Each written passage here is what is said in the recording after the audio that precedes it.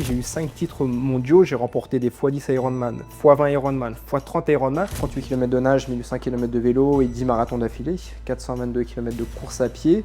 Et la saison sera enfin bel et bien terminée. Et je me suis fait critiquer dans tous les sens parce que les gens connaissaient mon niveau en sport, que j'avais rien à faire dans cette discipline. Quand mon projet est arrivé aux oreilles de certains triathlètes qui avaient un très bon niveau et qui n'avaient jamais osé faire un Ironman, donc se dire, ce petit con là, il fait même pas de triathlon. Ouais. J'ai fait l'ascension du Mont Blanc la première fois en solitaire, j'ai pris un baudrier, une corde, des mousquetons, je suis parti tout seul à 4100 mètres. Ouais. Ça a été très très dur. On était logé dans un super hôtel, en bord de plage. Pour aller me détendre, j'allais me baigner. Mais impossible d'aller nager, sachant que c'est pas 500 mètres, c'est 40 km. C'est plus de 20 heures dans l'eau. On est avec tout, t'es trop lent. Tu vas nous niquer notre business, on a encore des sous à prendre. Je sais que vous n'allez pas me niquer les poissons. Je sais que vous n'existez pas. De toute façon, il n'y a pas de truite dans cette rivière. Il n'y en a pas, Avec 3 morts vivants en fait, sortir de terre et venir vers moi, comme s'ils voulaient m'agresser, ou tu te sens regarder de partout. Salut à toutes et à tous les amis, aujourd'hui on se retrouve dans un nouvel épisode où on rencontre Goulven Tristan, quadruple champion du monde d'ultra triathlon. Il a remporté un triple DK Ironman, donc 144 km de nage, 5400 km de vélo et 1266 km de course à pied, et le tout en 37 jours. Son premier Ironman à la brasse. Il est père de 2 enfants, il est ancien pompier de Paris et il s'entraîne en emmenant ses enfants en poussette à l'école. Il vise les 1000 Ironman. Pourquoi aller si loin, si longtemps? On va chercher son pourquoi, comme d'habitude dans l'eau froide. Je vous souhaite un bon visionnage et on se retrouve tout de suite, c'est parti, let's go. Lui, c'est Esteban et lui, c'est moi, Emilien. On a un truc en commun, on pratique l'exposition au froid. Et en avril 2025, on s'est lancé un défi un peu givré, celui d'enregistrer et filmer le premier podcast de France immergé dans une rivière froide, en pleine nature, et ce pendant 1 an, en été comme en hiver.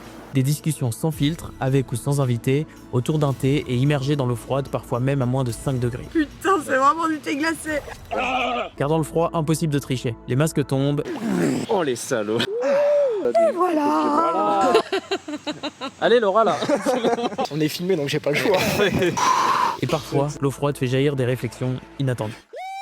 Nous, ce qui nous a étonné, c'est le fait qu'il y ait une sirène dans la rivière, quoi. C'est complètement con. Ce projet, c'est une expérience humaine ainsi qu'un défi. Mais attention, on est formé à ça et habitué au froid, alors à ne pas reproduire sans préparation. Si tu aimes les conversations sincères, les défis un peu insolites et la nature à l'état brut, abonne-toi et rejoins-nous sur YouTube pour ne rien manquer de cette aventure givrée. Allez, je te conseille de te préparer un thé et je te souhaite un bon épisode. T'es pour Marseille?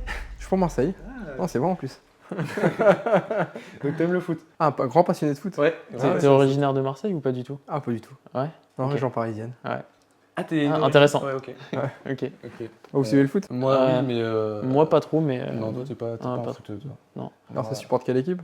Espagne, parce que mon père est espagnol. D'accord. Et du coup, moi, c'est plus le Real. D'accord, mais ils ont gagné hier. Ouais, ils ont gagné. C'était très bien. Sinon, j'aime bien Monaco. Ouais. Je sais pas pourquoi, mais ça fait depuis que je suis petit qu'ils étaient en Ligue 2, tout ça, qu'ils sont remontés. Et en vrai, j'aime bien Marseille. Paris, j'aime pas. C'est moins mon club. Ouais. Oh, j'ai pas de haine. Ma femme est pro Paris. Non, mais moi, c'est pareil. Tu Ouais. vois, j'ai aucun club. Même, tu vois, Real Barça. Oui, j'aime pas le Barça, mais j'ai pas une haine. Enfin, je m'en fiche. Enfin, Ouais. dans le sens, c'est du foot. Hein. Enfin, c'est pas non plus. C'est pas très grave non plus, quoi. Ouais, supporter de foot à la base. Ouais. Ok. Foot à la base. Ouais. Alors, du coup, on va d'abord poser une question, on va dire générale. Donc, déjà. Merci Goulven. Ouais. Goulven ou Gouven? Goulven, ouais. Goulven. Goulven. Donc déjà, merci de venir ici pour te D'être prêter, avec nous, ouais, pour te prêter au Ouais, jeu. merci à vous au pour jeu. l'invite. Et avant qu'on parle de tes exploits sportifs, est-ce que tu peux nous en dire un peu plus sur ton activité principale? On sait que tu as été pompier de Paris.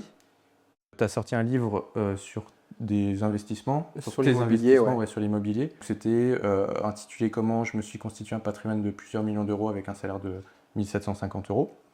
Et qu'aujourd'hui, tu es investisseur. Et est-ce qu'on peut dire aussi que tu es sportif professionnel? Alors non, amateur, parce que Ouais. je suis pas payé pour ce que je fais. Ok. Je paye pour faire du sport. Ouais. Donc non, professionnel. Pour moi, la définition d'un sportif professionnel, c'est quelqu'un qui gagne sa vie Ouais. à travers le sport. Donc non, je ne vais pas me considérer comme un sportif professionnel, même si ce que je fais, ça peut être considéré comme du sport de haut niveau, voire même de très haut niveau par rapport au commun des mortels. Mais l'argent ne suit pas derrière. T'en vis pas, enfin tu veux pas de... Alors je pourrais en vivre, Ouais. Après c'est une question de sponsoring Ok. aussi, avec aujourd'hui, avec la technologie, avec les réseaux sociaux, avec Internet. Aujourd'hui, j'en vis pas. Peut-être que demain, je vais trouver un sponsor, un mécène, ou les réseaux sociaux vont faire que je vais pouvoir peut-être un jour bien gagner ma vie à travers le sport et l'ultra triathlon. Mais là, à ce jour où on fait la vidéo, non, je suis pas payé pour ce que je fais, mais ce sera peut-être voué à changer dans le futur, Ouais, dans un futur proche, j'espère. Tu te laisses la porte. Bien sûr, bien T'aimerais sûr. bien quand même. Bien sûr. Ok. Et donc du coup, tu as aussi été pompier de Paris. Oui, c'est ça, de 2005 à 2016, pendant 11 ans, à la BSPP, Brigade des sapeurs-pompiers de Paris. En parallèle de ça, depuis 2007 aussi, je m'intéresse à l'immobilier, aux investissements immobiliers. Donc c'est vrai que j'ai deux casquettes, une casquette dans le sport et une casquette dans l'immobilier. C'est ma femme qui a repris, on va dire, entre guillemets, le pôle immobilier, enfin qui gère tout le pôle immobilier. Et moi, ce qui me permet de développer le pôle sport et voilà, de me mettre à 100% dans le sport à travers des formations qui vont sortir, à travers mes compétitions, voilà, à travers tout cet écosystème que je suis en train de développer, un livre aussi qui va sortir, enfin même plusieurs livres qui vont sortir. Donc moi, je suis en train de développer au sein de la famille, on va dire, le pôle sport. Ok. Tu bosses sur plusieurs livres en même temps ou tu les as fait par la suite et tu les as juste pas Non, en encore fait, tous mes sortis, livres sont... Enfin, j'écris beaucoup. Ah, c'est toi qui les écris? Alors, je les écris aussi avec l'aide d'un écrivain qui m'aide un peu, ce qu'on appelle un nègre dans le jargon de l'écriture. Donc non, j'ai 3-4 livres qui sont déjà écrits, dont le premier qui aurait dû sortir il y a 5 ou 6 ans. Mais par faute de temps ou de priorité, c'est un livre que je n'ai pas encore sorti, mais qui va sortir premier trimestre 2026. Ok. Donc dans très peu de temps. Dans très peu de temps, voilà. Très bientôt. Et alors du coup, tu as déjà écrit un livre Sur l'immobilier par contre, sur l'immobilier, en voilà. 2000, Enfin, sur le... je sais même plus, en 2015 il me semble. Ok. 2015 il est sorti. Et qui a été édité par Maxima. Ok. Et du coup, ça a été à la suite, enfin après ta carrière de pompier de Paris ou c'était En parallèle. parallèle Enfin, j'ai fini ma carrière chez les pompiers de Paris en 2016. Le livre il est sorti en 2015, donc j'étais sur la fin. Mais voilà, j'ai commencé à investir via mes premiers revenus chez les pompiers de Paris. Et en parallèle, par rapport à mon parcours, j'ai voulu sortir un livre pour retracer tout mon parcours, voilà, comment j'ai fait dans l'investissement immobilier pour me constituer X appartements, pour inspirer toutes celles et ceux voilà, qui cherchent à investir ou qui s'intéressent à la pierre ou qui sont bloqués, pour leur dire comment moi j'ai fait. Après, c'est à chacun de prendre les ingrédients que j'ai véhiculés dans le livre pour qu'ils puissent à leur tour réussir par rapport au projet. Et là, le but, c'est de faire la même chose exactement dans le sport. Parce que comme dans l'immobilier, je suis parti de zéro. Je n'ai pas reçu d'aide extérieure, que ce soit dans l'immobilier ou dans le sport. Et le but dans le sport, c'est de véhiculer, de partager mon expérience pour, encore une fois, le but, c'est vraiment d'inspirer toutes celles et ceux qui auront l'intelligence, encore une fois, de se dire, tiens, je vais peut-être me prendre son livre pour voir comment il a fait, de quelle manière il a fait, peut-être comment ça va m'inspirer, peut-être que je vais pouvoir trouver des tips ou encore une fois des ingrédients, parce que je compare beaucoup ça à une recette de cuisine pour savoir comment lui il a fait et comment je vais pouvoir dupliquer ça à ma manière. Mais l'appliquer à sa manière, à sa Ouais, sauce. voilà, quoi. à sa sauce, par rapport à ses projets. Ok. Est-ce que ça vous dit qu'on chine On chine. Si, Ah oui, si toi... alors on chine, c'est ça? On chine. Chine. Allez, Let's go. hop. Bon à thé glacé. Hein. À thé glacé, Ouais. merci d'être ici. Du coup, t'as fait quoi comme thé? Je crois que c'est du Yunnan Céleste. Ok. Ouais. Ouais, il a un goût particulier. Ouais. Ouais, Il est un peu fort. Ouais, il est un peu fort. Il aime beaucoup là. C'est pour préparer la rivière. Donc là, on se prépare avec un thé plutôt chaud. Ouais. Ouais. Pour, comme ça, on va lutter contre le froid après. Et après, on aura un thé froid, dans le froid. Du coup, on va parler un peu d'ultra triathlon, même un peu, beaucoup d'ultra triathlon. Est-ce que tu peux nous expliquer ce que c'est rapidement et qu'est-ce qui le rend radicalement différent ou différent d'un Ironman classique ou de la firme Ironman?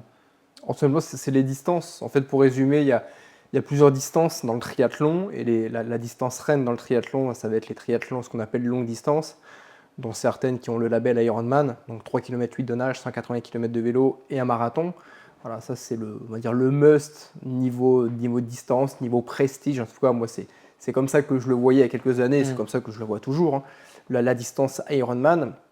Et en fait, j'ai découvert qu'il y avait aussi une autre organisation, une autre association, l'IUTA, donc International Ultra Triathlon Association, donc qui existe depuis 1990, donc c'est pas nouveau, et qui propose des ultra triathlons. Donc en fait, là où le triathlon longue distance s'arrête, c'est-à-dire par la distance Ironman, bah, l'ultra triathlon entre guillemets prend le relais. C'est-à-dire que les plus petites distances en ultra triathlon, c'est un double Ironman. Donc 7 km 6 de nage, 360 km de vélo et 2 marathons, 84,4 km de course à pied. Ça, c'est vraiment les plus petites distances. On peut y trouver un double Ironman comme un triple Ironman, quintuple Ironman, DK Ironman, double DK Ironman. Et la plus grande à ce jour, c'est un x30 Ironman. Course que j'ai remportée en 2024, donc l'année dernière au moment où on tourne cette vidéo. 114 km de nage, 5400 km de vélo et 30 marathons d'affilée. Donc 1266 km de course à pied. Donc, en gros, pour faire simple, c'est une addition d'un Ironman, c'est une addition. Ouais, voilà, en fait, Et c'est jamais les mêmes distances. Enfin, parce que tu vois, tu as parlé de double, de DK. Alors, tous les ans, en fait, il y a une saison de Coupe du Monde Ultra Triathlon, Ouais. donc, comme je le disais, qui existe depuis 1990. Donc là, bah, ça fait 35 ans que ça existe, enfin 34 ans parce qu'il y a eu l'année Covid où il n'y a rien eu. Et en fait, tous les ans, donc il y a beaucoup de compétitions qui reviennent d'une année sur l'autre. Il y en a des nouvelles et des compétitions qui s'arrêtent, qui reviennent. Mais une saison complète de Coupe du Monde de l'Ultra Triathlon, c'est à la fois des doubles, des triples, des quintuples, il y a des quadruples, des DK, double DK. Là, cette année, le plus gros format, c'était des DK Ironman. Il n'y a pas eu de double DK ou de triple DK cette année. C'est des formats qui sont assez contraignants pour les organisateurs. Le x30 Ironman, il n'y en a eu que 2. Je crois que le premier, c'était en 2011 ou 2012. Et le deuxième, c'était l'année dernière en 2024. Il y a eu un x20 Ironman que j'ai remporté en 2023. Ça devait être la 4e ou 5e fois que ce format était proposé en plus de 30 ans. Donc c'est le x20, x30, c'est des formats qui sont assez rares. Et ça dure combien de temps sur la durée x30 Alors il y a 2 formats. Il y a le format, ce qu'on appelle le format continu. Donc moi, ça c'est les courses que j'ai remportées, c'est-à-dire on additionne tout. C'est-à-dire, par exemple, un x20, donc ça fait 76 km de nage, donc d'une traite. Ensuite, on part sur 3600 km de vélo, donc d'une traite. Et ensuite, on finit par 20 marathons d'affilée, donc 844 km de course à pied. Et il y a le format one par day, un Ironman par jour pendant X jours, pendant 10 jours, 20 jours ou 30 jours. Donc là, c'est calibré dès le départ. C'est-à-dire qu'un double DK en one par day, c'est 20 jours, parce qu'on a 20 jours maximum pour le faire. Et en continu, généralement, on a 3-4 jours de plus pour le faire, parce qu'en fait, en continu, le chrono, qui dit continu, le chrono ne s'arrête jamais. C'est-à-dire que pendant qu'on dort, le chrono, il continue de tourner. Alors qu'un one par day, dès qu'on a fini, le chrono, il s'arrête. Admettons, on fait l'Ironman en 12 heures, 13 heures, le chrono s'arrête. On va à l'hôtel, on va se reposer, on va se coucher, et on revient le lendemain à 7h, 8h pour le départ. Et là, le chrono se repart. Se relance, Voilà. Ok. Et du coup, comment t'en es arrivé à là? Pourquoi Pour faire très très court, par le trail. En fait, moi je viens de la course à pied, j'adore courir. Donc j'ai commencé petit à petit par des 5 km, des 10, des 15, des semi-marathons. Après je me suis dit, le semi-marathon, tiens, il y a un marathon, tiens, on va le tester, on va faire un marathon. Et en fait, de fil en aiguille, moi je discute beaucoup, je rencontre beaucoup d'athlètes, ce que j'appelle le phénomène de l'épigénétique. Je m'inspire beaucoup d'autres personnes qui ont réussi à faire de grandes choses ou pas, mais voilà, je prends un peu de tout le monde. Et dans le domaine du trail et de l'ultra-trail, donc je commence le trail en 2007 par le trail des Templiers à côté de Millau, 68 km. De là, je découvre un nouvel univers. On parle de la CCC, de l'UTMB, enfin on parle des trails les plus prestigieux, donc l'UTMB qui revient souvent. Donc l'année suivante, en 2008, je fais la CCC, donc c'est la petite sœur de l'UTMB, de l'Ultra Trail du Mont Blanc, Courmayeur, Champec, Chamonix, qui fait 98 km. Je ne sais plus de combien de dénivelé positif. Donc je le fais, je le termine, je trouve ça fantastique. De là, j'ai envie de faire le Graal, c'est-à-dire l'UTMB. Donc l'année suivante, en 2009, je fais l'UTMB, que je termine. En 2010, je refais l'UTMB, mais malheureusement, il y a un éboulement pendant la course. La course est arrêtée. En 2011, je découvre par un Belge, je ne sais plus comment, le Tor des Géants. Tor des Géants, 330 km autour de la vallée d'Aoste en Italie, avec 24 000 mètres de dénivelé positif. Donc ça représente 2 fois l'UTMB ou encore 2 fois la Diagonale des Fous, avec encore plus de dénivelé. Donc je le fais, je le termine, en fait je m'éclate. Et à travers le monde du trail et de l'ultra-trail, en fait il y a beaucoup de triathlètes qui sont sur les 2 tableaux. Et en fait le mot Ironman, je commence à l'entendre la première fois dans cet écosystème du trail et de l'ultra-trail. Et je fais Ironman. Alors, au début, je trouve ça génial, je trouve ça impressionnant, homme de fer, tout ça. Mais de suite, ça m'intéresse sans m'intéresser. Voilà, je sais que c'est pas pour moi. Voilà, moi, j'ai jamais fait de triathlon, j'ai jamais aimé ce sport. Tout simplement que je toujours aimé courir, mais j'ai jamais, à la base, je sais pas nager. Enfin, je nage vulgairement la brasse, mais vraiment, j'insiste sur le mot vulgairement. Du vélo de route, j'ai jamais eu de vélo de route. J'ai fait du VTT quand j'étais gamin, comme beaucoup de personnes. Mais moi, je suis à l'opposé du triathlon, alors vraiment à l'opposé. Et aujourd'hui, bon, je dirais pas que je suis à l'opposé, mais j'ai pas grand chose avec le triathlon. Moi, c'est pas ma passion, le triathlon, en fait. Ok. Moi, ma passion, c'est le goût de l'effort, c'est le dépassement de soi. Et en fait, c'est ce que j'ai trouvé dans l'ultra triathlon. Mais pour revenir à ta question, donc en fait, bah, c'est à travers le trail, ultra trail, que je découvre l'Ironman. Et un jour, bah, à force de l'entendre, et moi, je sais que mon esprit, comme je dis, dans la vie, on avance à deux. Il y a moi et il y a mon esprit. Hein. En permanence, moi, j'ai un petit diable et le petit ange. Le petit diable qui dit vas-y, que de la gueule, fais-le. T'aimes le dépassement de soi, t'aimes la grande distance, t'aimes repousser tes limites. Bon, il y a le petit ange qui fait faut se calmer aussi parfois. Et jusqu'au jour où bah, je me suis dit, on y va, quoi. On y va, pourquoi pas. Ça pourrait être classe d'être finisher d'un Ironman, de mettre ça entre guillemets à mon palmarès, même si le but c'était pas du tout de remporter une compétition, mais de se dire finisher d'Ironman. En fait, après je l'ai visualisé, et je me suis dit waouh, ce serait quand même classe d'être finisher d'un Ironman, et bah, je fais mon premier en 2011. Pour faire très très court, parce que là je pourrais passer au moins 2 heures juste sur l'Ironman de Nice en 2011, parce qu'il y a tellement de choses à dire, mais pour faire très court, je m'inscris à l'Ironman de Nice en 2011. J'ai jamais fait de triathlon. En fait, mon premier triathlon, c'est directement un Ironman. À cette époque-là, je ne sais pas nager. Alors, quand je dis je ne sais pas nager, je nage que vulgairement, mais vraiment vulgairement, la brasse, comme un papy et une mamie dans une piscine. Avec la tête hors de l'eau. Enfin, je suis très moche à regarder. J'ai pas de vélo de route. Le vélo de route, je l'achète 4 mois avant l'Ironman de Nice. Okay. Je l'achète même, je crois que je m'inscris 6 mois avant l'Ironman de Nice en 2011. Et le vélo, je crois qu'il me faut 2 mois pour l'acheter. Parce que à la base, je bloque sur l'achat d'un vélo de route. Ouais. Parce que j'aime pas ça, quoi. J'aime pas ça. Pas, et... tu sais pas trop non plus. Même tout me fait peur, en fait. Les cale-pieds, enfin, pour moi, c'est un monde, mais qui est pas du tout le mien, quoi. Ouais. Mais j'ai envie d'être finisher, j'ai envie de repousser mes limites, j'ai envie de me prouver quelque chose, de nourrir un petit peu aussi mon ego. Hein, l'ego de se dire, bah tiens, j'ai envie de me prouver ça aussi, c'est aussi important d'en avoir un peu de l'ego et aussi afficher un peu par la suite, bah tiens, je suis finisher de l'Ironman de Nice. Enfin, c'est tout ça en fait qui m'ont poussé à le faire. Et la finalité, donc je suis finisher en 2011 de l'Ironman de Nice pour ma première tentative. Et là, bah, à l'arrivée, comme je le dis, je me nettoie en fait. Je tombe énormément de croyances limitantes. Ouais. Et en fait, je découvre un nouvel univers, quoi. Et après, la suite, c'est que moi, je vais me ramasser sur le deuxième Ironman que je vais faire 2 ans après. Parce qu'en fait, l'histoire de l'Ironman de Nice en 2011, pour moi, c'était quand je suis finisher, j'ai 30 ans. Et pour moi, ça, j'ai fait le tour de tout. Ouais, je suis finisher de l'UTMB, du Tour des Géants, de l'Ironman de Nice. J'ai 30 ans. Oui, tu as coché un peu. J'ai coché tout ce que je voulais faire. Et pour le commun des mortels, 30 ans, bah, t'es un peu à la fin de ta carrière, t'arrives. Ouais, alors qu'en fait, j'étais même pas au début, j'étais encore un bébé à 30 ans. Mais voilà, pour moi, c'est fini, quoi. Pour moi, il n'y a plus rien. Et vraiment, pour vous dire qu'il n'y a plus rien, c'est que 2 jours après avoir été finisher dans l'Ironman de Nice, je vends mon vélo.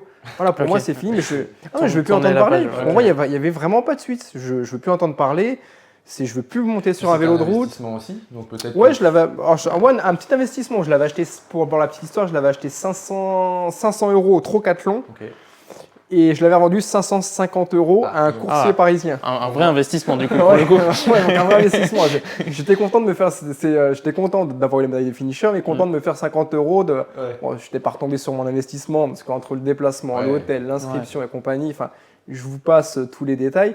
Mais pour moi, c'est fini. Voilà, il n'y a pas de suite. Et pour l'entraînement, tu dis que tu as acheté ton matériel vraiment en amont, 6 mois, le vélo avant le premier Ironman. Je me suis très très peu entraîné dans le sens où en fait, moi de suite, j'ai essayé de... La première chose que j'ai faite, c'est j'ai voulu apprendre en fait les codes de la distance Ironman.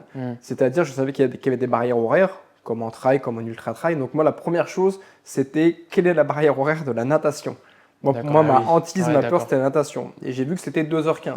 Donc la première chose que j'ai fait, moi j'avais jamais nagé 3 km 8, j'avais mes brevets de primaire ou collège où on nage 50 mètres, 100 mètres. Alors par la suite, j'avais déjà nagé peut-être 500 mètres ou 1 km. Ce qui a fait aussi que je me suis inscrit, c'est que je me connais parfaitement. Moi, je sais que je suis quelqu'un de très endurant, mais niveau technicité, je suis à la ramasse. Ouais, t'as à apprendre. Donc moi, j'ai été à la piscine, tout simplement, et nager 3 km 8, faire des allers-retours de 25 mètres pour faire 3 km 8 et voir si j'étais capable de nager en dessous de 2h15. Et la première fois, je nage en 1h50. J'y retourne une deuxième fois pour voir si je ne m'étais pas trompé, si c'était pas un coup de chance et tout, et je fais encore 1h50. Donc pour moi, la natation, c'était voilà, je veux plus entendre parler, quoi. Mes entraînements, c'est fini. J'ai dû faire les 2 ou 3 séances de natation, mais vraiment grand maximum. Voilà, pour moi, ça s'est fait. Le vélo, j'ai dû faire très peu de sorties, mais j'ai dû faire 4 sorties de mémoire de 90 km. Ok, donc plutôt sortie longue. Ouais, et voilà, et je me suis dit 90 km. Je suis pas non plus fatigué, je suis bien, je suis à la moitié du vélo. Si j'ai fait 90, j'arriverai à en faire encore 90. Et voilà. Et la course à pied, ça, je cours tous les jours. Donc ça, je savais que le marathon, finir par un marathon, je savais que c'était... ça ne faisait pas peur, quoi. Ça me faisait pas peur. Alors après, j'avais jamais fait 3 km 8, 180 km de vélo et ensuite un marathon. Donc il y avait quand même des données que je maîtrisais pas. Mais moi, la plus grosse peur, c'était la natation. Et en fait, sans entrer dans les détails, donc l'Ironman de Nice, il part. Donc moi, je pars en crawl. Parce que je vais là-bas avec l'étiquette d'imposteur, mais au bout de 10 mètres, je me prends des claques par tout le monde. Comme je ne sais pas nager le crawl, que j'ai jamais nagé le crawl de ma vie. Ça partait pas en vague à cette période ? Ça partait pas du tout en vague, c'était les 2400 d'un coup, donc tu te prends des claques de partout. Je ne sais pas prendre mon souffle, respirer en crawl, donc je commence à boire la tasse, à nager en apnée. Donc là, au bout de 10 mètres, je commence à reprendre ma brasse. Un peu... Non, alors, je ne vais pas rentrer encore dans les détails, mais ce jour-là, j'étais tellement mal organisé, que le jour de l'Ironman de Nice, c'est aussi la première fois que je nage en combinaison intégrale. Ah oui, donc c'est toute une première fois. C'est toute une première fois. Alors ça, c'est ce que je conseille à personne. Et d'ailleurs, c'est un conseil que je m'étais donné à moi-même et que j'ai pas réussi à appliquer. Parce qu'en fait, tu te sens oppressé par la combinaison, tu te sens oppressé par plein de choses au niveau du souffle. Et c'est encore une charge mentale en plus à gérer. Mais en fait, je suis parti en brasse et au bout de 500 mètres... pour moi, je suis éliminé. En fait, pour moi, je suis déjà hors délai. Je suis déjà hors délai et parce que je suis dans les. Il reste une centaine de nageurs derrière moi quand même. Mais pour moi, je suis hors délai parce qu'en fait, je prends un point de repère qui est une bouée.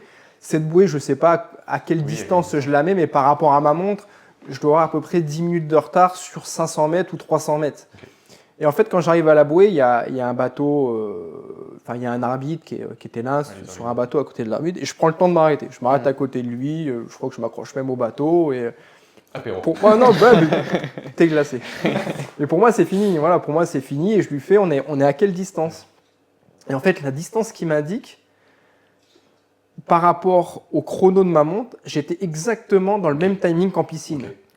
Et là, il y a un bouton on-off qui se met dans ma tête. Et je passe d'un loser qui a envie d'arrêter à intouchable et finisher. À ce moment-là, je suis finisher. Sachant que tu sais qu'en fait, tu es dans les chronos, tu es bon. Je suis dans les chronos. Donc, pour moi, en fait, ma 90% de ma peur et de ma hantise sur l'Ironman de Nice, j'ai tout mis sur la natation. Et en fait, à ce moment-là, sachant que je vais finir la natation bien en dessous des 2 heures, en tout cas bien en dessous des 2h15, la suite pour moi il ne peut rien m'arriver. Alors qu'il aurait pu m'arriver plein de choses à vélo, parce que le vélo je ne l'avais même pas fait vérifier, j'aurais pu casser une chaîne, j'aurais pu faire le vélo, il y a plein de choses que... il y a plein de paramètres Voilà, il aurait pu m'arriver plein de choses, mais tout ça en fait, j'ai tellement eu tout mon focus sur la natation, et quand la natation est terminée, pour moi je suis finisher. Et donc du coup je deviens finisher de cet Ironman, je revends le vélo. 2 ans après, je décide de me remettre à l'Ironman de Nice par l'un des Ironman les plus durs au monde, l'Altriman de Font-Romeu. Alors, il y en a plusieurs. La particularité, c'est qu'il y a un dénivelé de fou. Je ne le termine pas, je bâche à vélo par rapport aux barrières, je suis hors délai. Et de là, je me remets en question. Donc en 2014, je refais l'Ironman de Nice pour me reprouver que je suis capable de le faire et que ça n'a pas été un coup de peau. Et entre-temps, entre ce lapsus de 2012-2013 jusqu'à 2014, j'ai eu vent qu'il existait un double Ironman ou un triple Ironman. Et de là, je me renseigne. En 2014, en fait, je m'inscris à un triple Ironman. donc en Allemagne, à Lenzane. Et donc 11 km 4 de nage, 540 km de vélo, 3 marathons d'affilée, 126,6 km de course à pied. Et quand je vais là-bas, en fait, j'apprends que ça fait partie d'une manche de la Coupe du Monde d'ultra triathlon. Et moi, j'ignorais qu'il existait une Coupe du Monde d'ultra triathlon. Ouais, donc c'est à ce moment-là que c'est à ce moment-là que je comprends que il y a une autre dimension, quoi. qu'il y a une autre dimension. Il y avait un autre Français, et c'est Ok. l'autre Français en fait qui lui avait déjà fait 2-3 courses, donc il m'explique un peu l'écosystème de l'ultra triathlon. Donc en fait, moi je termine ce triple Ironman en 50 heures, et quand je reviens chez moi en France, de suite je vais sur internet, je vais voir le site officiel de la fédération d'ultra triathlon, et je vois qu'il y a les courses en 2015 qui commencent à être programmées, tout ça. Et là, je me dis, voilà, en 2015, je veux faire une saison complète. En fait, en 2014, je suis tombé amoureux de ce sport. Ouais, j'ai été piqué. Je fais, mais ce sport, en fait, il est à moi, quoi. Il est à moi. Et là, mon triple Ironman, alors je nageais plus vulgairement la brasse. Maintenant, je nageais vulgairement le crawl. Mais j'allais un tout petit peu plus vite. Et de là, ça s'est jamais arrêté. Non, je fais une première saison en 2015 complète où je finis premier français, 6e mondial, où je fais l'équivalent de 24 ou 26 distances Ironman dans la saison. Et je termine en septembre au Mexique par un Deca Ironman en format 1 Ironman par jour pendant 10 jours. On devait être, je sais plus, 17 ou 18 au départ, on finit à 6. Enfin, ça a été une boucherie. C'était une boucherie, l'eau était super froide, il y a eu des hypothermies, en veux-tu, en voilà. Ils n'étaient pas préparés. Ils n'ont pas fait Ils auraient dû venir faire ta glace. C'était une catastrophe au Mexique. Wow. Et en fait, en 2016, avant même de commencer, fin 2015, je commence déjà à visualiser ma saison de 2016. Et là, je me dis, 2016, je vais chercher la Coupe du Monde, je vais chercher le premier titre. Pourtant, ma saison a très mal commencé en 2016. Et je ne sais pas pourquoi. J'ai toujours gardé ce cap de finir premier. Et je remporte ma première Coupe du Monde en 2016. D'accord. Comment tu fais pour t'entraîner avec toutes ces épreuves qui prennent du coup énormément de temps et d'énergie, et en même temps, parce que tu as une vie familiale à côté, pour vraiment allier un peu les deux, j'imagine. Et en plus, il y a la partie immobilier dont tu parlais. Une vie très riche, très riche, très remplie. Ouais. Alors comme ça fait maintenant plusieurs années que je fais de l'ultra-distance, au moment où on fait la vidéo, j'ai 44 ans. Mon premier Ironman, c'était Nice, je l'ai fait à 30 ans. Donc j'ai mon premier ultra en 2007. Donc j'ai presque 20 ans d'ultra-distance derrière moi, d'entraînement. Donc autant de données que j'ai sur moi, maintenant je sais comment m'entraîner et tout ça. Donc l'avantage aujourd'hui, c'est déjà je me prends beaucoup moins la tête qu'avant. Moi, je ne suis pas du genre à me trouver des excuses. C'est-à-dire que s'il y a des séances que je ne peux pas faire, ou même s'il y a une semaine entière où je ne peux pas m'entraîner, c'est pas grave. En fait, moi, ça ne va strictement rien changer. J'ai déjà un capital en moi qui est déjà énorme.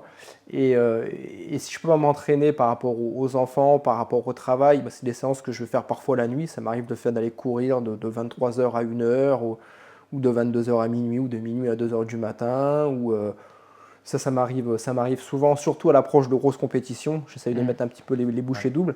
Mais sinon, pour vraiment répondre à ta question, comment j'organise mes séances de sport? Alors tout simplement, en fait, à force d'avoir appris à me connaître, d'avoir aussi vu un peu comment s'entraîner certaines personnes, maintenant que j'ai 2 enfants en bas âge, qui ont respectivement bientôt 4 ans et 1 an et demi, en fait, mes déplacements à l'étranger, notamment en Suisse, où j'ai découvert les chariots poussettes, parce que dans ce pays-là, comme en Hollande, il y a beaucoup les familles se déplacent beaucoup en chariot poussette, se promènent beaucoup avec leurs enfants en chariot poussette.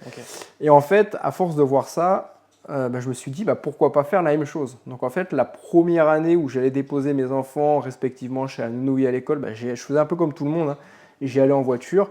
Jusqu'au moment où je me suis dit, pourquoi pas faire ça en chariot poussette, quoi. Donc nouvel investissement. Donc j'ai acheté un chariot poussette de marque Tulle, parce que je suis content de cette marque-là. Et en fait, tous les jours, pour faire court, du lundi au vendredi, je fais quasiment l'équivalent d'un semi-marathon. C'est-à-dire que je fais un peu plus de 5 km aller le matin pour déposer mes enfants. Du coup, un peu plus de 5 km pour revenir. Et la même chose pour le soir pour aller les récupérer. Donc en fait, hors compétition, on va dire, moi mes entraînements quotidiens, c'est à peu près 10-12 heures, entre 10, on va dire 10 et 15 heures. On est plus proche du 10-12 que du 15 heures d'entraînement par semaine. 100% avec mes enfants. C'est que avec mes enfants. Plus pour la course à pied du coup? Alors, c'est que de la course à pied. Ouais. Voilà, moi, je fais énormément de course à pied. Ok. Donc, le semi-marathon, tous les jours du lundi au vendredi, en poussant un chariot poussel. Ouais. Donc, il y a Donc, presque. ça fait en plus du poids. Ouais, il y a entre 40, il faudrait que je le pèse, mais je crois qu'il y a entre 40 et 50 kilos, parce que plus les jours Ouais. passent, plus ils prennent du poids Ouais, aussi, ils ils grandissent, donc grandissent. plus il y a du poids dans la poussette. Et surtout C'est 2 places du coup enfin, Ouais, c'est une grosse, direct. c'est une grosse, c'est Ah celle oui, de donc, place, ouais. ok. Et tu utilisais Brad pour. Ouais, je la pousse, ouais. tu la pousses. Ok. Ouais, je pourrais la mettre Je aussi vois. sur le vélo, mais pour l'instant, je ne l'ai pas fait, donc je les pousse Ok. pendant Pendant ton entraînement du coup. D'accord. pendant ok. la durée de l'entraînement. Et après, chez moi, j'ai une petite salle de sport pour faire quelques entraînements musculaire, ouais. complémentaires, Mhm. où je vais courir le soir pendant que madame regarde la télévision, ou le week-end, je refais de la sortie à vélo avec les enfants. Donc, mais hors compétition, je suis presque à 100% de mes entraînements, c'est avec les enfants. D'accord. Comme ça, moi, je ne me prends pas la tête. Je Donc, t'as sais tout que concilié avec la famille. tout concilié avec la famille. C'est-à-dire que il y a une discipline, c'est tous les matins, réveil 6h. On part de la maison à 7h10 avec les enfants. Et qu'il pleuve, qu'il vente, qu'il neige, enfin ça, pour moi, Ouais.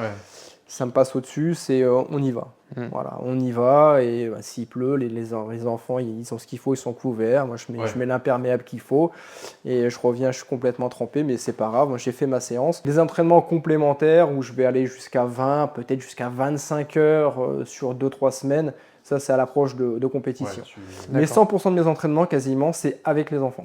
Et au niveau compétition, du coup, ça t'amène à voyager, j'imagine, à chaque fois. Ouais, beaucoup, Et parce qu'il n'y ouais. a qu'une seule compétition en France. Donc les compétitions, c'est souvent le Mexique, Brésil, Afrique du Sud. Au moment où on fait cette vidéo, dans une semaine, la semaine prochaine, je pars à Taïwan. Ok. Donc c'est Ouais, la première d'accord. compétition qui est sur le continent asiatique. Et tu pars combien de temps en général des Alors, parties tout dépend du compétition format. Ouais. Là, Oui. cette année, c'est essentiellement des formats DK. Sur un format DK, c'est un peu moins de 3 semaines, c'est 2 semaines et demie déjà. d'absence. Donc ça te fait quand même bouger sur des périodes assez longues, plusieurs fois dans l'année. C'est ça, ouais. Moi, Ouais, c'est à ok. peu près entre 80 et 100 jours d'absence par an. Ouais, Ouais. quand même. Ok. Donc sur 300, plus de 300, oui, ça fait une bonne partie où tu dois bouger. Mm. Ouais. Et là, ta famille peut pas te suivre, du coup, forcément, aller te voir. Non, donc, ouais. pendant que je suis là, en fait, c'est ce que je dis aux gens. En fait, moi, quand j'arrive à une compétition, quand je suis sur le départ d'une compétition, en fait, il y a un DK Ironman aujourd'hui, j'en ai tellement fait des Ironman, des compétitions, que moi, il y a zéro stress. Ouais, c'est vraiment du pur plaisir. Quand je suis sur le départ d'une compétition, ça veut dire qu'en amont, tout a été plus ou moins géré pour que je sois sur le départ de la compétition. D'accord. Mais moi, la compétition, elle commence 1 mois avant, même parfois 2 mois avant, avec toute l'organisation. C'est-à-dire que moi, quand je m'absente, je ne peux pas laisser ma femme tout seul à la maison avec les 2 enfants. Elle a X sociétés à gérer, X biens immobiliers à gérer, ses clients avec lesquels elle fait de la formation, les enfants. Donc en fait, à chaque fois que je m'absente, il faut absolument qu'il y ait mes parents qui viennent me remplacer, ou mes beaux-parents, ou enfin ne pas laisser ma femme toute seule plus de 5 jours, ou une nounou. Enfin, c'est une organisation qui est très borderline, qui est hyper compliquée à mettre en place. Ouais, ça doit demander de la logistique. Ouais, ça demande énormément de logistique et c'est assez dur à gérer. Mais une fois que ça est géré, après, voilà, le but, Ça peut mettre en péril du coup ton départ aussi. Si t'as pas. Ah oui, moi j'ai beaucoup de départs. Là, Taïwan, mon billet d'avion, je l'ai acheté il y a 3 jours. Ouais, donc c'est Ah ouais. vraiment tout. Alors que la plupart des autres athlètes Ouais, ont acheté c'est- leur billet il y a c'est 2 prêt. mois, 3 mois.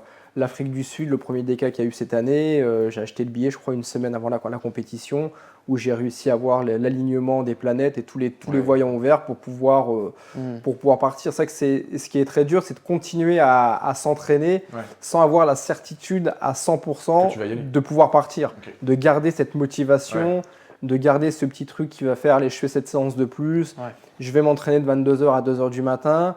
Alors qu'au final, ça se trouve, tu vas même pas partir. Quoi. Ok. Et ça, c'est très très dur à gérer, mais voilà, je pars du principe que je me mets dans ma bulle, je pars du principe que la compétition, je vais la faire. Jusqu'à présent, à part le Mexique, le mois dernier, il y avait un quintuple Ironman, je devais partir. Ce n'était pas la compétition la plus importante, surtout que mon titre mondial, il était assuré pour cette année. Ok. Donc je ne suis pas parti au Mexique. Un peu de regret, mais voilà, il y a aussi la famille et le travail, il faut aussi faire des choix. Je ne suis pas parti. La priorité, c'était Taïwan. Pourquoi ? Parce que c'est la première compétition sur le continent asiatique. Généralement, quand il y a une première compétition sur un nouveau continent, je les remporte. J'ai remporté l'Afrique du Sud cette année. C'était la première compétition sur le continent africain, je l'ai remporté. Il y a eu un DK en Pologne. Cette année, je l'ai remporté. C'était le premier DK. En France, c'était le premier DK en France. J'ai remporté. Et la seule compétition où j'ai fini deuxième sur un DK, c'était au Brésil, mais c'était la deuxième édition. Ah, donc, Moi, je me suis dit, là, à Taïwan, il faut y aller. Et on verra, Ok. oui, si. on verra par la suite si ça a matché, si ça a continué. Incroyable. Et est-ce que tu peux nous expliquer un peu rapidement comment ça se passe techniquement une course Ouais, pour un format pour un classique, format des cas, classique, ouais. de Non, grande enfin, distance. Ouais, pour répondre à la question, si je prends le format que j'ai fait le plus souvent, c'est-à-dire un DK Ironman, ça se fait en piscine. Il faut savoir que Ok. toutes les compétitions, quasiment, se font en piscine. Les doubles peuvent se faire en eau libre, mais après, à partir du triple, il y a des triples qui se font en eau libre, mais c'est assez rare. Et généralement, à partir du triple, enfin, il y a des triples qui sont aussi en piscine, mais généralement, plus de 90% des compétitions, pour la partie natation, c'est en piscine, tout simplement pour une question de sécurité. Donc, si on prend le DK, c'est 38 km de nage. Ouais. Donc, ça se fait dans des bassins de 25 mètres ou 50 mètres, selon la piscine qu'a à sa disposition l'organisateur. Moi, personnellement, je préfère les bassins de 25 mètres. Comme je ne suis pas bon nageur, tu pousses 2 fois plus. Oui. Ouais, Donc voilà, ouais. j'ai une aide par rapport à celles et ceux qui nagent bien. Ensuite, le vélo, pareil, le vélo, c'est sur des petites boucles. Généralement, c'est entre 7 et 10 km une boucle. Donc, comme je dis, voilà, l'ultra-triathlon, c'est des courses d'hamster. Hein. Ok. C'est vraiment des petites boucles. Et la course à pied, généralement, c'est des boucles qui font 1 km, 1 km 5. Alors, c'est vrai que les gens, quand ils entendent ça, ils sont choqués ou ils ne comprennent pas forcément. Mais c'est beaucoup plus facile, entre guillemets, parce que nous, on a notre logistique. Ça nous permet de revenir régulièrement devant notre logistique pour pouvoir soit se reposer, soit manger, soit boire. Oui, Parce que si à chaque fois, on devait aller d'un point A à un point B, moi, je n'aurais jamais connu cette discipline. Parce que ça me demanderait d'avoir une voiture qui me suit, d'avoir une grosse logistique. Il faut savoir que moi, les 3/4 des courses que je fais, j'y vais tout seul. J'ai personne avec moi. C'est-à-dire que j'y vais en totale autonomie. Alors j'ai mon barnum, j'ai mon aide sur place, mais c'est moi qui m'arrête, c'est moi qui remplis mes bidons, c'est moi qui me fais... Alors il y a les organisateurs qui vous font à manger aussi, mais en amont, je me prépare aussi des trucs que moi j'aime bien avoir, mais c'est moi qui prépare tout, et j'ai rarement une personne qui est là avec moi tout simplement pour me filer les gourdes, ou me filer une nouvelle lampe, ou mettre mes lampes à charger la nuit. C'est moi qui gère tout de A à Z pour les 3/4 des courses. Parfois, j'ai une aide, ça fait du bien quand on a quelqu'un sur place, mais généralement, je suis tout seul. Donc, c'est beaucoup plus simple de faire des boucles. Tu revois aussi les équipes des autres athlètes, enfin, tu vois du monde assez régulièrement, tu te fais encourager, ça fait du bien, quoi. Et puis c'est plus simple aussi pour le public que... Ah oui, bien sûr. sur, Ah bien sûr, C'est plus bien simple sûr. pour tout le monde. Ouais. Et ça fait pas. Après, j'imagine que tu es tellement dans ta bulle au bout d'un certain moment d'effort, mais ça te fait pas un peu péter un câble de tourner en rond ou de voir Non, tout- il y a des pas moments, forcément. oui, il y a des moments, après, il Ouais. faut s'occuper l'esprit. Ouais, voilà, Moi, je m'occupe c'est beaucoup l'esprit avec de la musique. Sur le vélo, j'ai ma petite enceinte, donc j'écoute Ok, de la d'accord. musique. Ouais. Quand je cours, j'ai ma musique aussi, que j'enlève aussi parfois, parce qu'à un moment donné aussi, ça me On en gonfle. peut plus, ouais. J'aime bien être au calme et Ouais. dans ma bulle. Le plus compliqué à gérer, c'est la natation. Ouais, d'accord. Encore une fois, la natation, sur un 38 km, moi, à chaque fois, je mets entre 20 heures et 24 heures. On sait que c'est une journée de natation et après, c'est fini. Alors que le vélo, ça va être 3, 4, 5 jours. La course à pied, pareil. Mais on a quand même plus de liberté, quoi. On se sent beaucoup plus libre. Ça marche. Ok.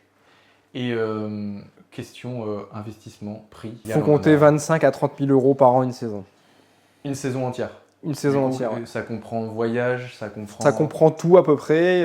Faut savoir qu'un DK Ironman, le prix moyen, c'est 2500 euros l'inscription. Un double DK, c'est 5000. Un triple DK, je crois que j'ai payé 10 000 euros l'année dernière.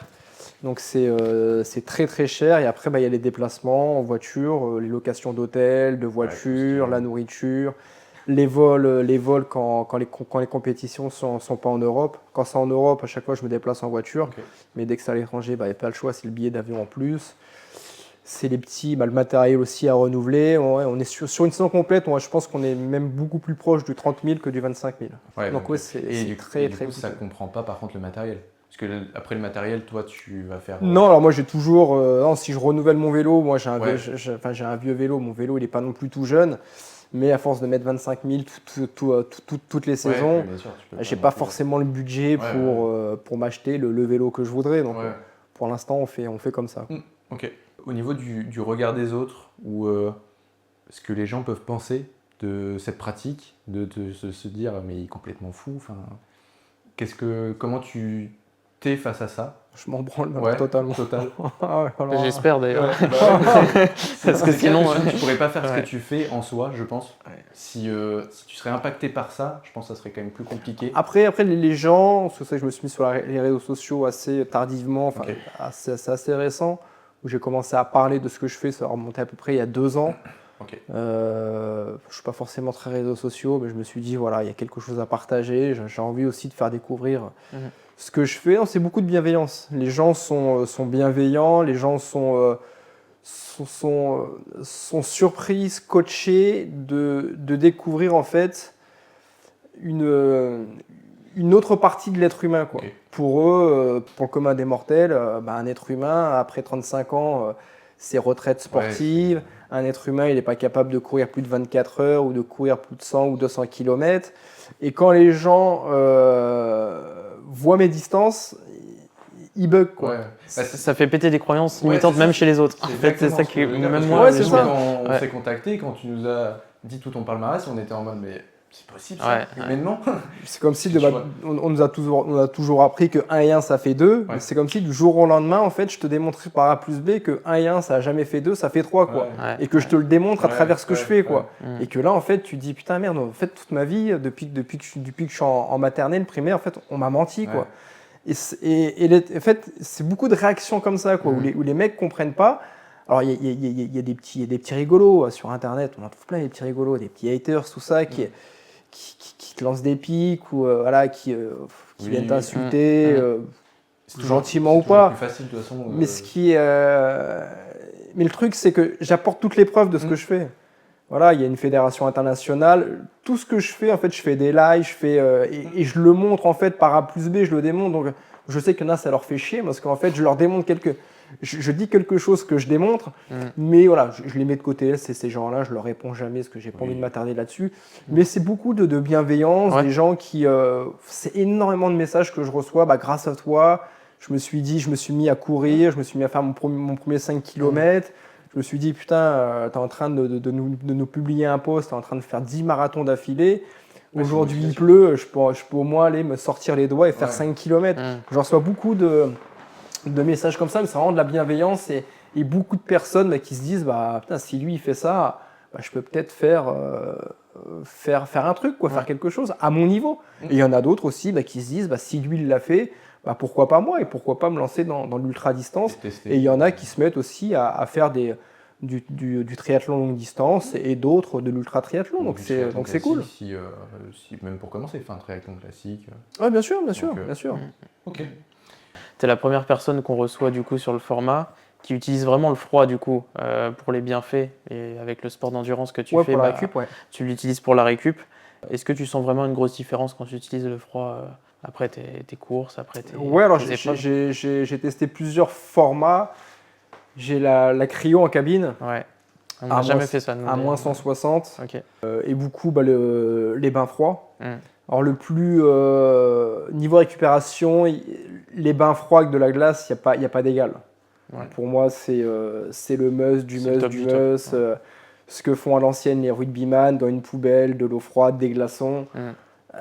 Pour moi, c'est le must du must. La machine, la cryo, ça fait pas de mal, c'est bien. Mais c'est moins douloureux que les bains froids. Parce que les bains froids, c'est douloureux. Mais je pars du principe que plus c'est douloureux, bah, plus ton corps travaille. Enfin, en tout cas, plus la récupération se met en marche. Et je vois que je fais de plus en plus de compétitions. Parce que les bains froids, en fait, vous allez vraiment vous en rendre compte quand votre corps est dans le mal. Ouais. Si tu fais un bain froid après un footing d'1 heure où tu t'es pas mis dans le rouge, ça ne te fera pas de mal.